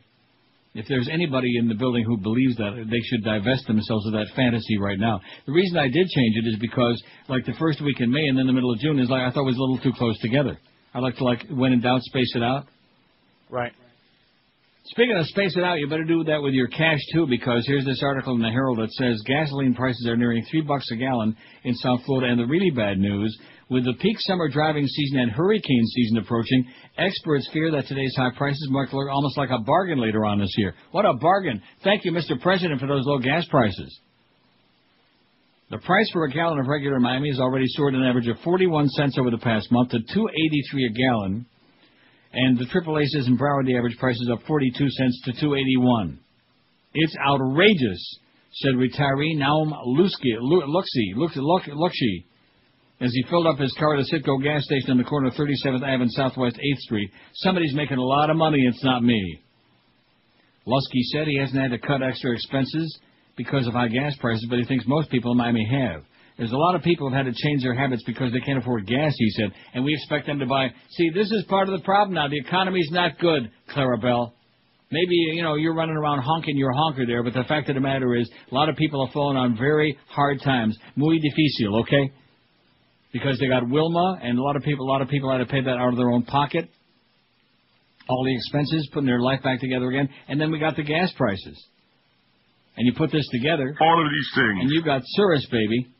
So instead of trying to, bleed blood out of a rock, which is like what you're trying to do with me, and I will be on vacation next week, by the way. Be sure and tell George about it. When you call George about whatever that was, Josh, be sure and mention that, too. Okay. About the stories online. Right. That's what it was about. Are you telling me that George doesn't know? I'm not going to. Well, he probably doesn't. Well, surprise. So you better be sure and tell him, because I know he does a lot of homework when he's going to be doing the show. And he works very hard on those polls, too. Guy Caruso. Boy, could he belt one out or what? Head of the Energy Department Statistical Agency said prices at the pump are likely to increase at least another 15 cents in the gallon because the Saudis are busy eating matzah brai for Pesach. Crude oil, well, we know about that. $70 a barrel now. And they said that if we do attack Iran, that oil could go up to as high as $200 a barrel. That's like about triple what it is now. So you figure it out. If it's $3 a gallon at these prices, at $70 a barrel, at $200 a barrel, it would go to like $9 a gallon. You could afford that, couldn't you? Like at least a gallon. Just stay close to home. In fact, you guys could probably move right in next door there at that old folks' home. What is the name of that place? Have we ever figured that out? No. It's kind of like Winmore and Cemetery Village. Right next to the radio station, there's an old farts home in there. I'll probably be in there one day, like, with my walker. I want wheels on my walk walker. right on over here. Oh, I want the wheels on my walker. I like those. Those are really nifty. You better not talk like that, mister. One of these days, you're going to be sitting there with a colostomy bag. Oh, I got mine right here now. And I'm the tennis squeezing balls it. at the other end. Huh? And the tennis balls on the other end. No, that's on your antenna. That's on your car antenna. Oh, they got them on the walkers, too.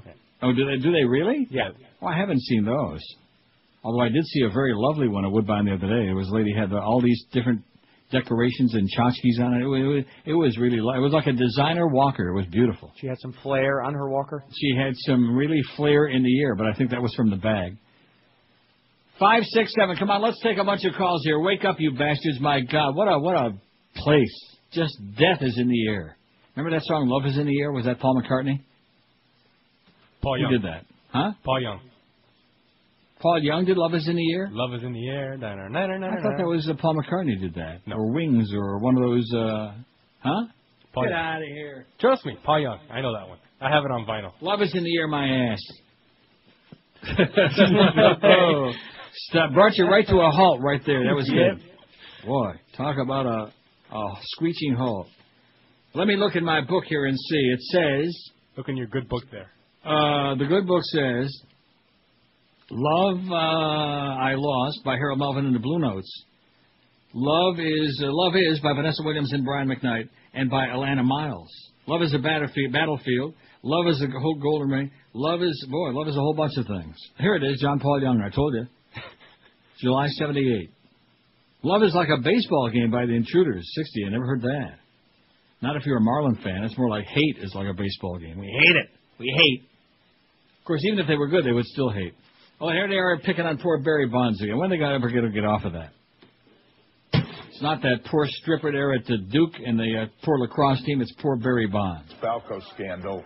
It's just that Barry Bonds is such a preeminent athlete in the game today that he's under scrutiny. But if you look around the game of baseball, Rafael Palmeiro, who was suspended last year, couldn't get a job. Sammy Sosa couldn't get a job. And Mark McGwire today seems ashamed to come out in public. So Barry Bonds is hardly the only one singled out by the... No, we just don't like him. Oh, and speaking of people we don't like, Little Barry Jackass with his bologna sandwich over at the Herald says... Well, he's specializing in bologna today. He's reviewing the sportscast on the Big Four. 4, 6, 7, and 10. Yep. And he says, WFOR Channel 4, from a talent standpoint, stacks up well against its competitors with personable Jim Barry. Oh, Jim Barry, personable my ass. He's a silly person who might be the best in the market at concisely overseeing panel discussions. Kim Bokamper, who's developed into a very capable anchor, and yada yada. Let's see. And then the major problem during rating sweeps, they don't devote enough time to sports on the 11 p.m. show. The Sunday night show, Channel 6, it says, give Rose credit. That's old, what's his name? Joe. I understand that. I'm just, what we used to call him? Big Dog? No, not that, but his head. What we used to call him about his head. Whatever we call him. Whatever, who cares? Old giant head. He's become considerably more polished as an anchor over the years. No, Joe's a good guy. He's not polished. He's still like a little bit of a dullard. Extra points for consistent coverage to UM Sports, an area where Channel 10 has excelled, and yada yada. I didn't say too much about that. Adam Cooperstein. Oh, jeez. Guy Rawlings. Isn't as skilled as Barry, Steve Shapiro, or Jimmy Syphilis. Oh, hey, Jimmy. You fairy. Channel 7. Oh, though he has been less open about discussing his client's negotiation during the Saban era, Agent Drew Rosenhaus has given WSBN an edge. Oh, yeah. Everybody likes Drew Rosenhaus, not. And then he says Jimmy Syphilis remains the lead anchor on 10, but will reduce his duties to 2 nights a week this fall. Will Manso and John Henry Smith and Alex Loeb. And then he talks about the Sunday show. He says mostly, here we go, mostly. All right. The show misses the wit and candor of Jim Mandich, who left WPLG 1.5 years ago in a dispute over a beer sponsor. They told him that they didn't want him drinking a certain kind of beer off the air, and he said, your mama. He told him where to stick it. Nice going, Mad Dog. All right. Our recommendation, says Little Barry, as he was eating his peanut butter and jelly sandwich with bacon. Reconcile with Mandich, grovel if you must, show more highlights of local teams' games, shorten the face-off segment, eliminate Will's Thrills, and add some live guests and creative features once in a while, as various programming Channel 10. And Mad Dog, by the way, Barry says he hopes your mama poisons your bologna sandwich. This is Neil Rogers. All right. This is 560 QAM. Hello, this is Arnold. This is not a tumor. It's the 1 to 2 hour.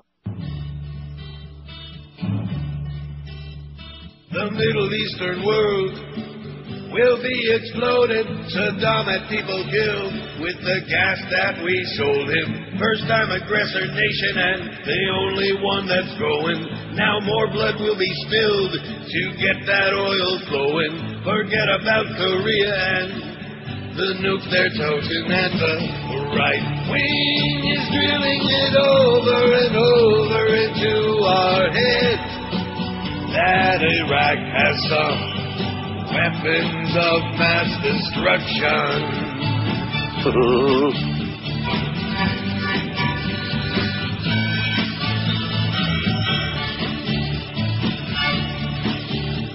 3,000 people killed are now forgotten. Let's exploit them instead. Hey, there's oil to be gotten. Going after Saddam to placate Osama.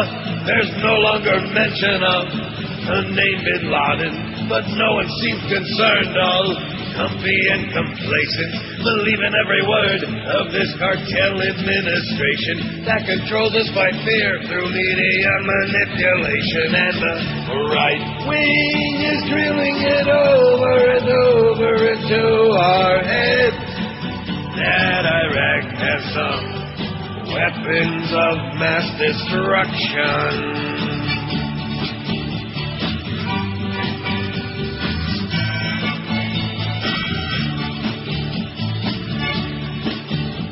The loss of civil rights is the price that we're paying. We're all suspects now, Nazi Ashcroft is saying. I have nothing to hide, table talkers all are saying. Blind obedient cattle don't have any reservation. Without unprovoked battle and world annihilation. Old regimes must fall and Halliburton installed with no objection at all. Democrats don't have the balls, and the right wing is drilling it over and over into our brainwashed heads. Iraq has some weapons of mass destruction. Only Iraq has some weapons of mass destruction. Now listen, I got some good advice for you, Josh. When you talk to Chris Jones, the sales manager, our new SMGSM, yeah, be sure you talk like this in real heavy drawl, because otherwise you won't understand what you're talking about. Okay. Maybe that's why they're okay, and that's why I'm confused a little bit about them vacation dates. See what I'm saying? Boy, he may be a good guy, but he needs some English assistance. 1,210 votes. You know what I think 1210 was? 1210 was WGVA in Geneva, or I think 1210 was WCAU in Philadelphia. Great. What? Oh, nothing. Well, you know, back in the day, man, see, you didn't ever live up in the Northeast. No, I Where didn't. there are all the 50,000-watt powerhouses, all these like WCAU in Philadelphia, and WO in Fort Wayne, Indiana, whoa, huh? And WHAM in Rochester, which you didn't miss anything. 1180 was a horrible station, and it still is. That's Rochester. What do you expect? Bush League town. 1190, I think. Let's see, 1170, I think, is WWVA in Wheeling, West Virginia. They used to be on the Pirates Radio Network. And when KDKA would fade out, you'd have to dial over a little bit, and there would be WWVA in Wheeling, West Virginia. That's exciting. Yeah. Well, see, that's back when AM radio was like, had an impact, when people actually listened to it. When I went off to college at Michigan State, I had my little Philco transistor radio, man. That thing was as hard as a brick. Rock solid. Drop it and nothing would happen to it. Well, that's because it was had transistors. I mean, today, who the hell has that? They got iPods and YourPod and MyPod. But back in the day, everybody had like a little transistor sister.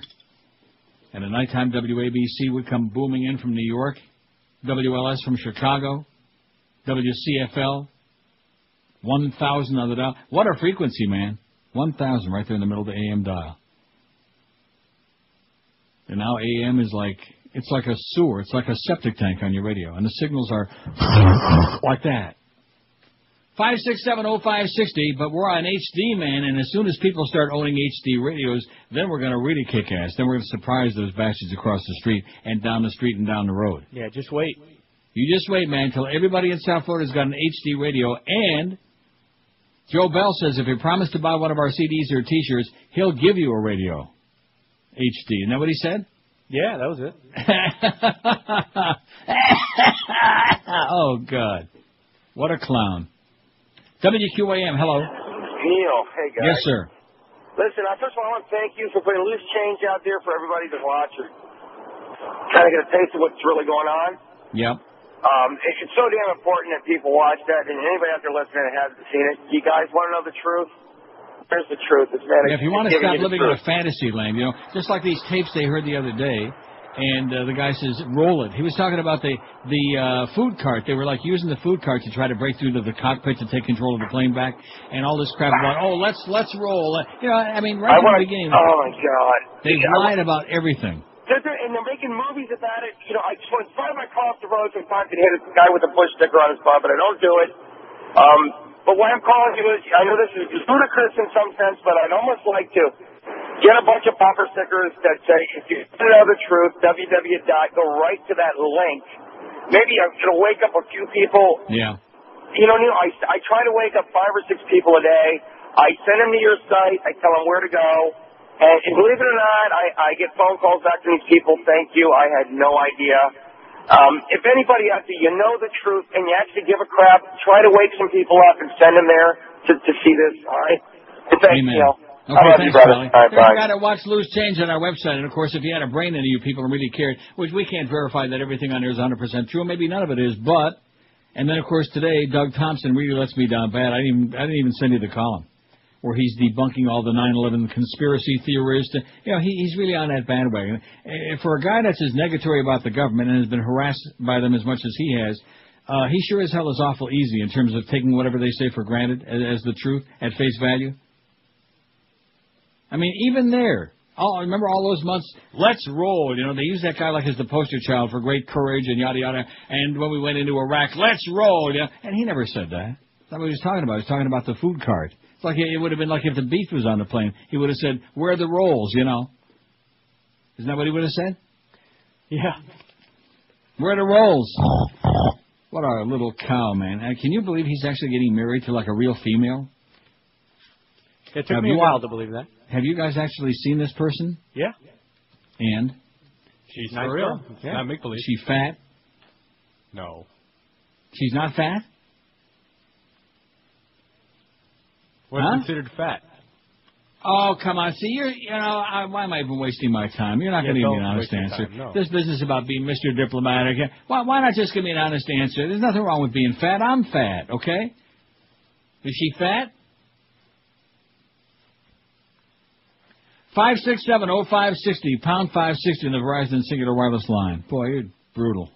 WQAM, hello. And now, see, that proves that there was Miguel was the one behind No, the thing hey, with the I'm- email. Yes, it does. Proves to me. QAM, hello.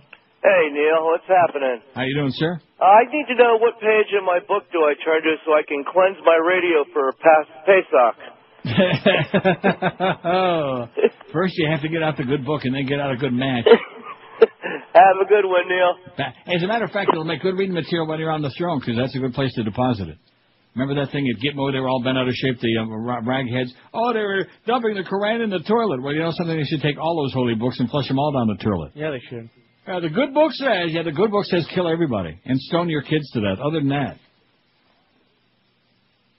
You see, I have no problem with crazy people believing whatever they want. Just leave me out of it. That's all. That's all I ask. Is that so much to ask?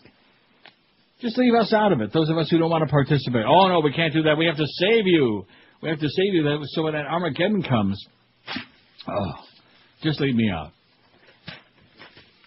I noticed that I got next year, 6, of course, next year, who's looking that far ahead, 6 weeks and that August week. So next year I got 7 weeks vacation. So I think next year you'd be right. Like every other week I'll be on vacation.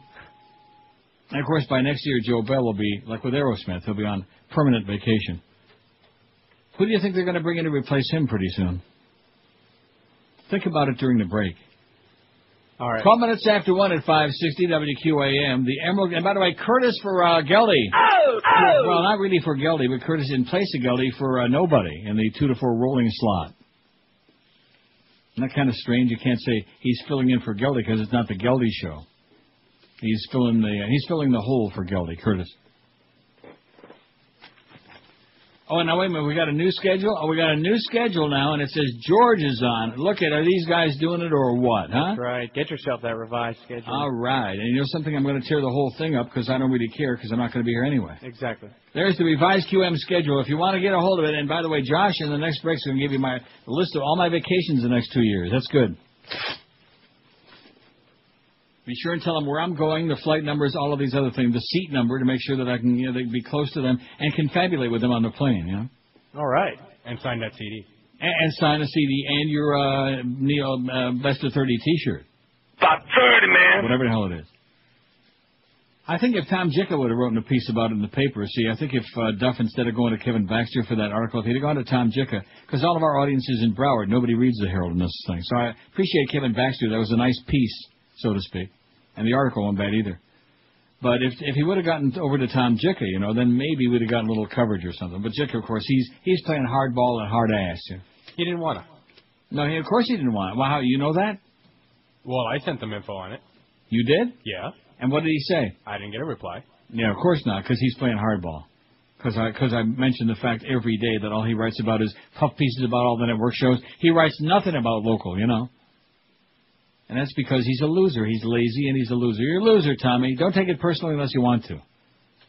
But you're lazy. Just like when I told you how to write an article about Dick Casper and the local radio. And that would have required a little bit, a little bit of work on your part. You're taking this very personally. Yeah, and you wouldn't do it.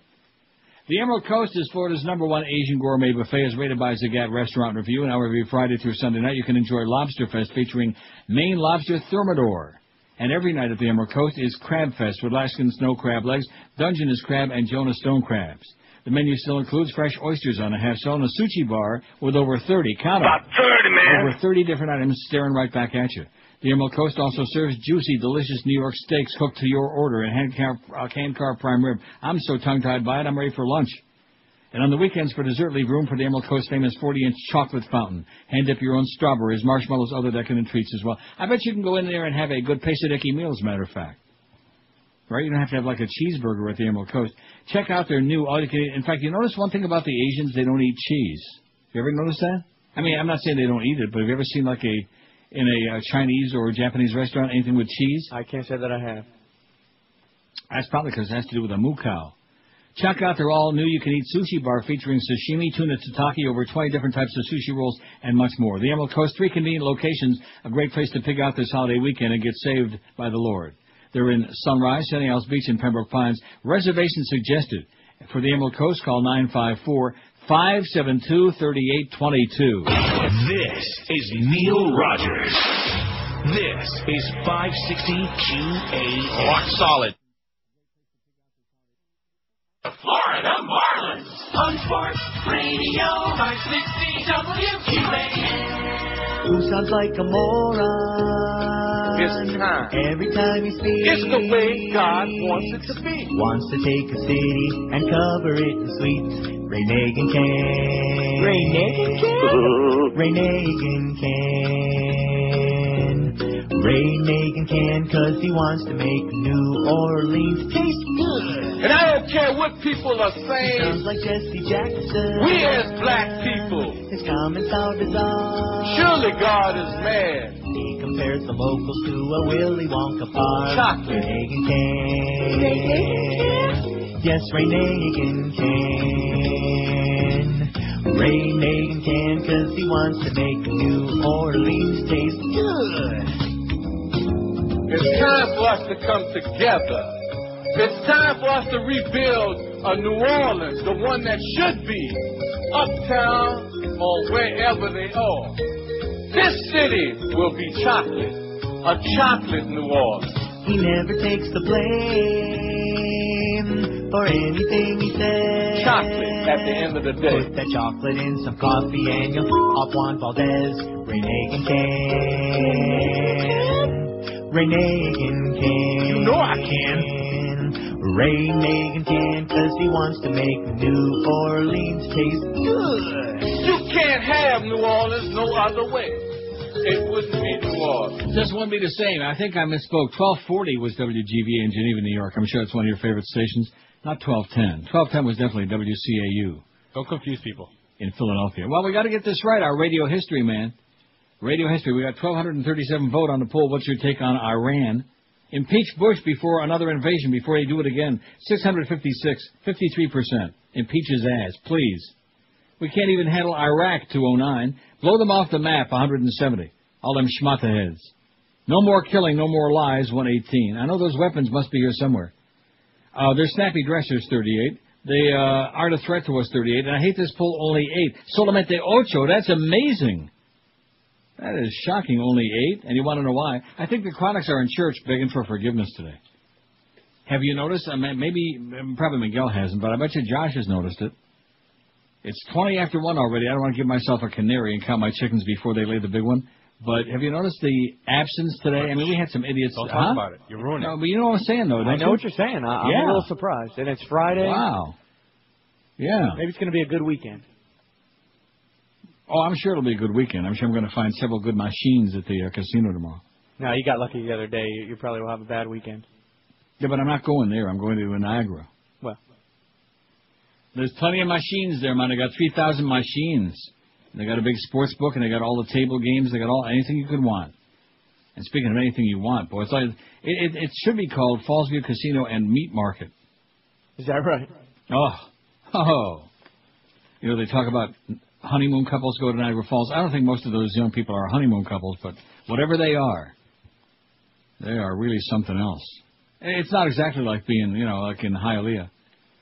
21 past 1 at 560 WQAM. We got Curtis Stevenson at 2. No relation to Adelaide. But at least he ain't no Geldy. Not quite that squeaky. He's going to be on 2 to 4. Mad Dog at Finnegan's Way on South Beach at 4. 6:30, it's the Roberto Luongo Show from Doris Market in Pembroke Pines. What a memory. With Roberto Luongo. By the way, thanks to the Panthers for starting Jamie McClellan against the Leafs the other night. And I think Luongo had a bad shoulder. And also thanks for playing no defense. That helped. Marlins on deck at 7 o'clock tonight because the Marlins begin a very, very crucial, a big, muy importante weekend series against the red-hot Washington Nationals. Have the Nationals won any games yet? Yeah. Well, what's their record? I mean, I don't know. Marlins are 2-6. I mean, they won a game or two. I mean, they suck. So come out for a big suck fest this weekend. The Marlins and the Washington Nats. Game time tonight, 7:35. Eddie K after the ball game. He's back from all of his plunging his guts out. Shame on you, Eddie. He's probably back for Pesach. WQAM, hello. Hello. Yes, sir. This is Neil. Speaking. Neil Rogers. Third time Yes. caller in 24 years. All right. Once every 8 years. That's about right. That's pretty good, right? Yeah. Last time I gave you Burton Cummings. Anyway, I'm celebrating Easter. I'm flying out to Vegas. Right. It's good. For a little debauchery, you know. Uh-huh. Yeah. Looking forward to it. What did I want to tell you? Refrigerator Bob. You remember him? What is it? Refrigerator Bob. Oh, yeah, sure, of course. Do you?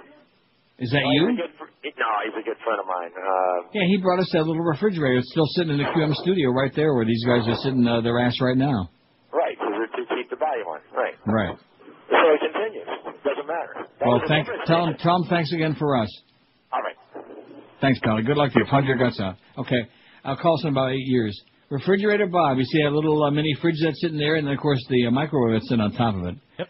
Brought to us by our listeners at IOD. We still use both of them often. Just about every day, just like I use my Flavor Wave oven. And what about your bench? That we slept over there. Oh, the one in the house, you mean? Oh, yeah.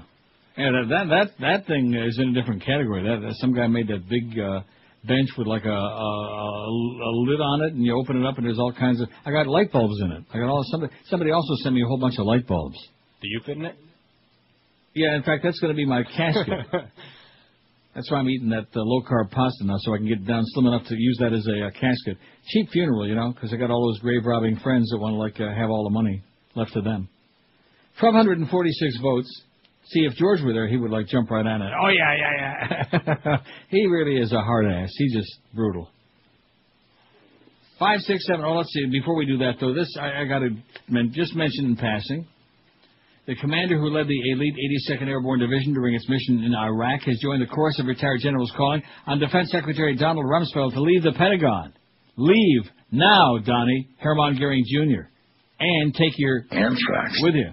By the way, how are they doing on that? Do they have any more persons of interest in that anthrax deal? I don't think so. Oh. Notice how we're just supposed to forget about these things? Well, what anthrax? There was no anthrax thing. I really believe we needed a new Secretary of Defense because Secretary Rumsfeld carries way too much baggage with him, retired Major General Charles Swanwick told Barbara Starr on CNN yesterday. You know Barbara Starr, the guy that pretends to be a chick with the black glasses? That's a guy. She's definitely got a... Swanwick is the second general who served in Iraq under Rumsfeld to call for him to resign. Retired Major General John Baptiste. I wonder if he's kin to Gabe Baptiste, who led the 1st Infantry Division in northern Iraq in 2004-2005, called for Rumsfeld's resignation during an interview Wednesday on CNN. He also suggested other changes among the top brass at the Pentagon. I think we need senior military leaders who understand the principles of war and apply them ruthlessly, and when the time comes, they need to call it like it is, he told CNN, the certainly Nazi network. Former U.S. Central Command Chief Anthony Zinni, former Army Major General Paul Eaton, and retired Marine Corps Lieutenant General Gregory Newbold also have said, retire, to a Rumsfeld. But he ain't going anywhere. Swanwick is critical of Rumsfeld's management style. Specifically, I feel he's micromanaged the generals who are leading our forces, and I believe he has culpability associated with the Abu Ghraib prison scandal, and so, rather than admitting these mistakes, he continually justifies them to the press, and that really disallows him from moving our strategy forward. Swanwick, who served more than 30 years in the Army, said part of the problem at the Pentagon is Rumsfeld's system of promoting senior leaders, and it goes on and on. When in doubt, they want his ass out. Kick his ass out. Hermann Goering. Smart ass. And he holds those press conferences there, those briefings, and the media sit there, and they make all the little funnies back and forth. Everything is real funny, and all these people are dying. All these people walking around are just stumbling around with no limbs, no legs, no arms, no eyes, no brain, in his case. And everything is, just like when Bush did that thing at the media press corps dinner. Was it last year? I think it was last year. He should have been impeached just for that.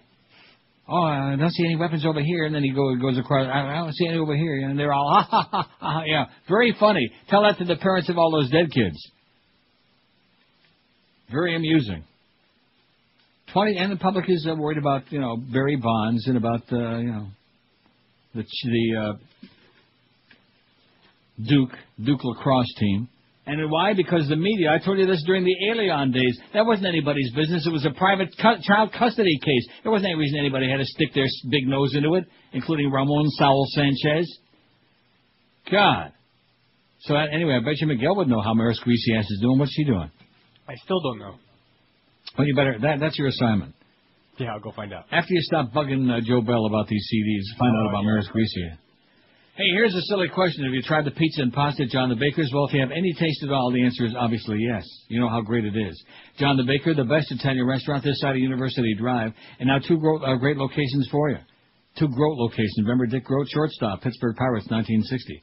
Brand new in the Sterling Town Center, Sterling Road, just west of Pine Island, Cooper City, and the classic John the Baker in Pembroke Pines, just west of Flamingo, and the Home Depot Center on Pines Boulevard. The food is sensational, the portions are gigantic, and everything is cooked fresh just the way you love it. Plus, with John the Baker's low prices, you can take the whole family for lunch or dinner and stay well within your budget, too. When you go into John the Baker, Duff wants you please to ask for the Neil Deal. It's unbeatable. Large 16-inch pizza, half a dozen garlic rolls, and 2 fountain cokes for only $14.75. By the way, Miguel, Josh said something on the air yesterday. Take out or dine in tonight. Call 431-4315 in Pembroke Pines, or in Cooper City, call 954-252-0091. Some of the best pizza you've had in a long time. Pasta, veal, chicken, parmesan, sausage, and peppers. All your favorite subs, all waiting for you. You can't beat it at John the Baker. This is Neil Rogers. This is 560 QAM. Friday, you bastard. If anybody has opinion dissenting from our way, we'll place your name into the system as enemy of the state. Don't even bother to question, just follow und obey. Everybody's turning fascist, fascist USA. In the act of patriotism, we're watching all of you. Everyone's under suspicion, so watch what you do. We got information on all you mindless fools in Bush fatherland nation, fascist USA.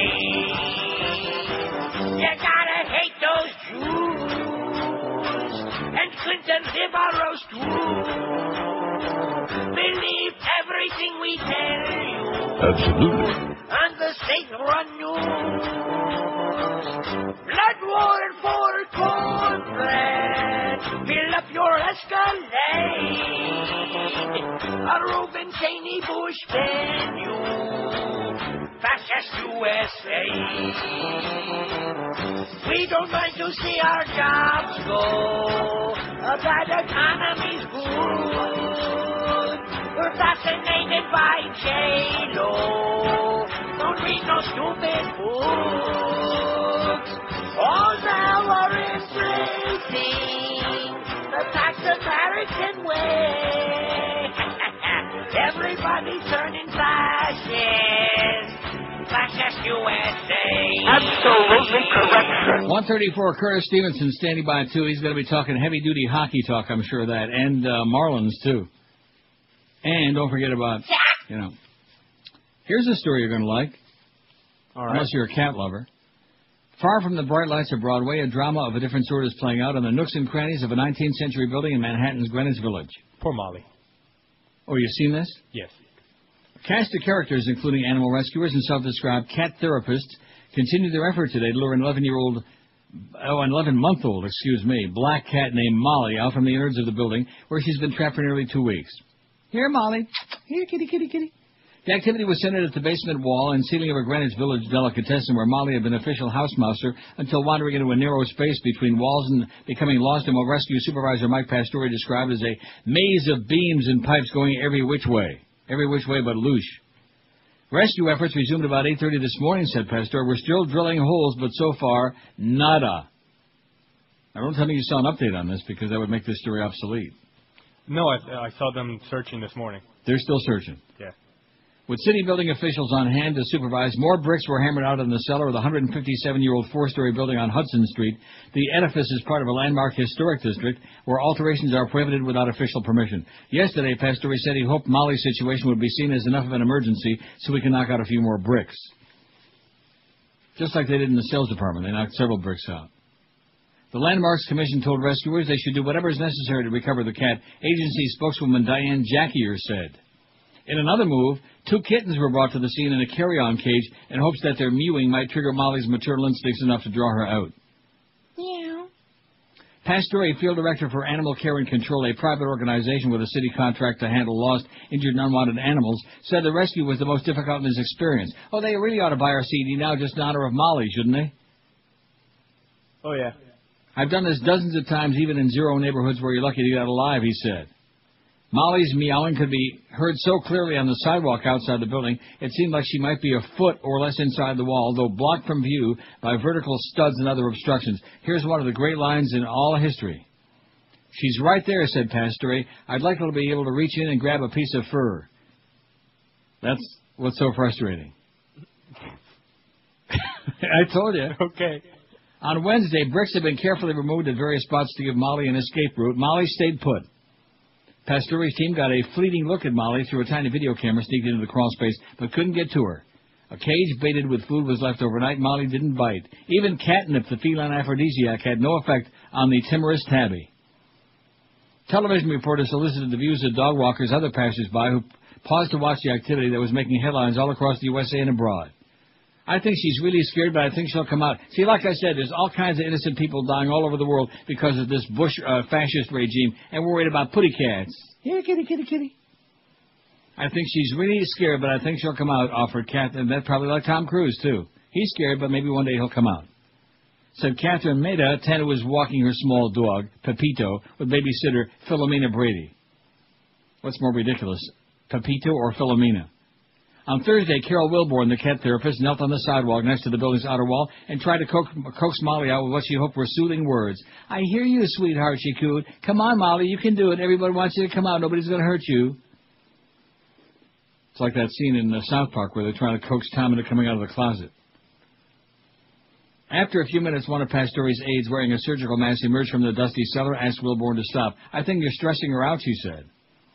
Wilborn complied, saying that she'd been trying to give inspiration to the wayward cat. I care, she told reporters. I wouldn't be doing this if I didn't care. Amid the activity, business went on inside Myers of Keswick, a popular deli store that specializes in meat pies, clotted cream, and other British food specialties. Meat pies and clotted cream. Oh, those British. I'm very busy, said proprietor Peter Myers, who opened the store 20 years ago and kept Molly to catch mice. Pastore said the search for Molly is one of the current concerns in animal care and control, coinciding with the recovery of a male sheep in New York and a wild turkey named Hedda Gobbler that was roaming the grounds of Manhattan apartment complex and was released in the park today. Hedda Gobbler. I thought that was Miss Fudge. I thought he was trying to be the next Hedda Gobbler. Or Greta, whatever her name was, Hedda Hopper. 1,265 votes on the poll. We're going to get to 1,300, you know it? It's amazing. Oh, look at this. Bush says Rumsfeld's leadership is energetic and steady. Of the number of... There's that unctuous Kira Phillips. Public. That's right. And again, that is exactly why I think when you flip it around, it's not just retired generals coming out. Who's really coming forward and stepping up to defend the defense secretary? It's been fairly quiet from Republican leaders on Capitol Hill, for example. We have not seen statements coming out from very senior Republicans saying... So now your president said, oh, he's doing it, man. He's my kind of guy. That's what your president said today. Abu Ghraib. 20 till 2 at 560 WQM. Happy Good Friday, man. I don't know what you say on Good Friday. Like, happy, hope that God smiles down on you. All those other silly fairy tales, right? Yeah, have a good Friday. And I hope it's the right God, too. Not not Mohammed, and not Yeshua, and not whatever other Getchke we're talking about. I hope it's the right God. And I hope their first child will be a masculine child. Hey, for years I've been telling you about Dollar Mattress and their outstanding service. If you thought dialing 1-800-MATTRESS on the phone was easy, go check out mattress.com on the web. You shop whenever and wherever you want. When you log on to Dollar Mattress's mattress.com page, you'll see the extensive product line from Sealy, Serta, Simmons, King Coil, Tempur-Pedic, Stearns & Foster Hewitt. And you'll also see photos, prices, and a whole lot more. You can do the whole ordering process online, or after you visit their website, mattress.com, just pick up the old instrument, call 1-800-MATTRESS, and place your order and schedule delivery when it's convenient for you, any 2-hour window that you pick. Right now, take advantage of Dollar Mattress's great 12-month financing program, too. It's great. When you call Dollar Mattress at 1-800-MATTRESS, you get factory direct prices lower than the chain stores, even during those so-called big sales. So do the smart thing. Call right now to Dollar Mattress, 1-800-MATTRESS, the easiest piece of shopping anybody could ever do. Call 1-800-MATTRESS right now, talk with an expert bedding consultant, or log on to their website, mattress.com, to guarantee yourself the best sleep you've had in years and years. 1-800-MATTRESS. Leave off the laugh, as because it stands for sensational, stupendous savings. This is Neil Rogers. This is 560 QAM. Sports Back Radio, WQAL.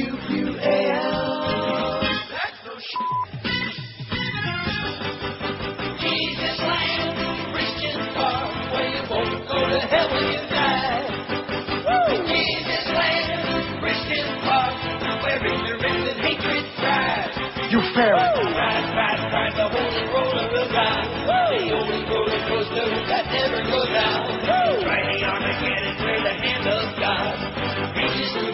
to rip all your clothes off. Bang, bang, bang, shoot it right till it shoots. Bang, bang, bang, abortion doctors too. Shake and bake, dudes are for fun to eat, while getting fondled by a cartoon character priest. Our Father that art in heaven, help us answer all voices in our head. Got our Nikes on, we're waving our snakes for Armageddon. When you come, please take us away. March, march in a bush Nazi parade. Cool up with it would be great Guyana Kool-Aid. Ignorant kids who want to get their kicks. We put the fun in fundamentalists. Pray to the Lord to forgive you with your choice of flushly appointed views. Head on down to the revival show. Just scorn the Billy heroin, drink and blow. Jesus land, Christian talk, where you both go to hell when you die. Jesus land, Christian talk, where ignorance and hatred thrive. I'm dying over here. 146, 14 till 2 in English at 560 QAM. Reno, Nevada. A federal judge gave a ninth grader permission yesterday to recite a poem at a state competition that his school objected to, claiming it contained profanity. The words hell and damn in W.H. Audin's The More Loving One do not constitute offensive language that could disrupt the school's educational priorities, said U.S. District Judge Brian Sandoval. It's a good thing they didn't ask Joyce. He issued a temporary restraining order sought by Jacob Baymire Smith, 14, after school administrators at the Choral Academy of Science told him, the Choral Academy of Science, told him he couldn't use the poem in future competitions. The teen intends to recite it April 22nd during Poetry Out Loud, a contest sponsored by the National Endowment of the Arts and the Poetry Foundation. Poetry Out Loud. I wonder if Bill Tech's going to be there. In granting the injunction, Sandoval said there was a total absence of any evidence that the school's prohibition was legal under the Constitution. And, well, if that's the case, then how come we're not suing Joyce? I wonder if all her prohibitions are legal under the U.S. Constitution. What do you think, huh? Not. Okay. And that the teen likely would be able to prove his First Amendment rights were being violated. I think I'm going to sue and prove my First Amendment rights are being violated. Bitch. Academy attorney John Olson. Johnny Olson, remember him? Come on down. Remember Johnny Olson? You don't? From The Price is Right? Oh, yeah, of course. Come on. Had the big glasses, you know, John. And then Roddy came along with those silk suits he used to get in Taiwan when he was there. Oh, God. And then he died. And that Bob Barker, who just turned 116, he's still on there. What a joke. Academy attorney Johnny Olson said Sandoval's ruling was not unexpected. He had argued that the issue was not about free speech, but the school's ability to set educational standards. Baymire Smith selected his poem from an anthology of pre-approved works by contest sponsors. A day after he recited the poem at a district contest April 5, Academy Human Resources Dean Stephen West reprimanded his English teacher and others for the performance. West then told the teen to select another poem because the Auden work contained profanity according to court documents. In a hearing Wednesday, the teen told the judge he practiced the poem twice a day for 2 months, and forcing him to choose another would be unfair. Well, hell and damn, that's what I would say. Hell and damn. Boy, that should be our biggest problem, right? Yeah. Boy, that should be. Our biggest problem is what Josh said the other day on the air. Miguel, did you tell Miguel what you said? He told me, and I did. I'm offended. Or did you deny it? He said this. He didn't put the letters necessarily in that order, but this. 1,265 votes on our poll. Oh, we wanted to get to 1,300, didn't we? We just stopped. 1,265, we just died. Well, that's because they're all off to church now. Or are they already home from church? What time do you go to church on Good Friday? Morning? Noon? Noon mass? I don't know, man. Oh, that means they're probably all in the bar now getting drunk. Trying to pick up some floozy, wouldn't you think? That's what I'll be doing. He'll be in the bar. You won't be trying to pick up no floozy, though. You already got your... or are you still with that person? Floozy. Huh? Yeah, you got your own floozy. Probably brings home gallons of vodka. Josh is in the kitchen cooking up that Dreamfield pasta. Just wash it down with about a quart of vodka. Still 12.65. I guess that's it. I guess we're done on that internet, on the website. Well, not too bad. Huh? Not too bad, though. Oh, no, during the show, 12.65, I think that's a real feather in your cap. Not that you had anything to do with it. Don't forget to tell George he's doing the stuff. I got your stories for tomorrow. But starting for Sunday and through the following weekend, it's in his fine hands, okay? Okay. Good thing that came up. Otherwise, we'd have had a real crisis there on Monday, you know? Would have been a big to-do. Would have been a big simus about that, as the Chinese say. Because George would have been sitting there waiting for me to, open the audio there from, you know. Of their 5 children. Oh, all not with her. very strong God forbid. will. No, from like City And Pulse. Franklin was Where's sort of City the Pulse? Come on, Franklin you can older- do it. Here it is. Do we have to do this every time we come home? Yeah, they do. They're doing it again. And I would have been there, and there would have been no audio. And George was, oh, gee, what happened to Neil? Maybe Neil's dead. I'm pretty sure I told him to change it. He just probably forgot. He's under a lot of pressure, a lot of stress, because his manager lies to him a lot. WQAM, hello. Neil, Yes, sir. you just came up with a tremendous idea a while ago when you said about Sue and Joyce. There's got to be some lawyer out there who would work pro bono for you on it. And I would think it could probably be a class action suit because many of your listeners are not enjoying your show as much because it's been so sanitized. Yeah, that's just sanitized. It would be like taking a fine bottle of wine, of aged wine, and like putting tap water in it. Absolutely. I mean, there are things that you did. Your show to me was always entertainment. I've been down here 12 years, Yeah. and I've been listening to you for 12 years. The last 3 years, I find myself hitting the buttons more and more and more Uh-oh. because it's not as enjoyable as it was. Oi! Don't do that. I said, you know, I'm still here. I'm listening now, but today for a couple hours I was at business and stuff. I used to arrange my schedule almost around your show. Right, well, and so did everybody else. Well, this current regime, man, they're just a bunch of wusses, man. They're like that kitty cat that's lost in the walls, you know? Yeah. Just a bunch of wusses. And the other thing earlier, and They've abandoned the ship. They've let Joyce take the controls, and they admit that. Joyce calls all the shots, and they're just sitting there, oh, gee, doesn't everybody like me? Yeah, like that crap. Like that stupid email I get this morning about the fundraiser, you know? Now, I heard that this morning, and I had to go away for a while, but one of the things, I've been in marketing for 27 years. Yeah. One of the things you did years ago is you used to have locations where they had whether it was Barnes & Nobles or Borders, whatever. Right. Places that made it easier. A lot of people don't go on the Internet. They don't want to do credit cards and this stuff, identity stuff and crap. But they were around, and it was advertised, and none of that has been done this year. And secondly, I also think that CDs, as you said, are kind of becoming a little bit old. They're not as Stale. cutting edge as they were. Right. And you probably shouldn't have done it this year. I purchased it. I enjoy it. But a lot of the bits I have already on other Exactly. That's what I said. I mean, people, you know, as tight as money is for people these days, $3 a gallon for gas, people aren't going to go out and spend money to get something when they've already got most of it on other stuff. And you can pick it up and download it with an MP3 off your Oh, phone. like I said, don't say that. Have a great But holiday, pal. Have a good holiday. I will. 3 o'clock is when you go to the Bubby Mikey today.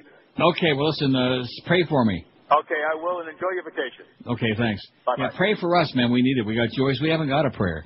Remember Dionne Warwick? I said a little prayer, and Aretha Franklin sang it. Well, with Joyce, we haven't got a prayer. Of course, with this new management crew. See, if this guy had any cojones, which he obviously doesn't, he would say, listen, you people are you're destroying our radio station, and you're not letting our number one show there. You're not letting them do anything. He told me that, but he doesn't tell them that. See, telling that to me, I already know that, Joe. I already know these things. All of these things. That they're like, got my hands tied behind my back, and they got like a gag over. How do you do a talk show when you got a gag over your mouth? You know what I'm saying? Good point. Like Professor Moriarty used to do to Sherlock Holmes all the time. I'm dying Yeah, over like here. that. That was a good call. See, I told you.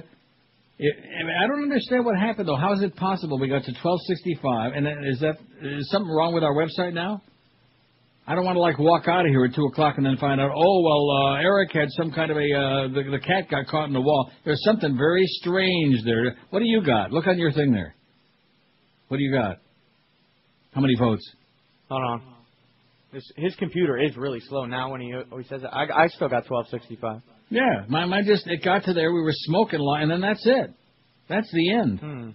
Like the Doors would say, this is the end. It's just, I think it's an omen, man. I think it's a sign. It's on Good Friday, Pesach.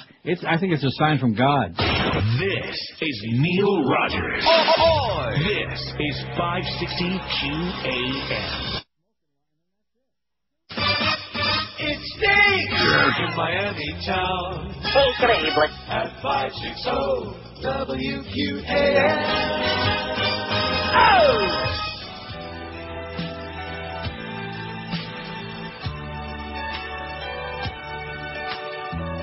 I believe that rehab's in my future.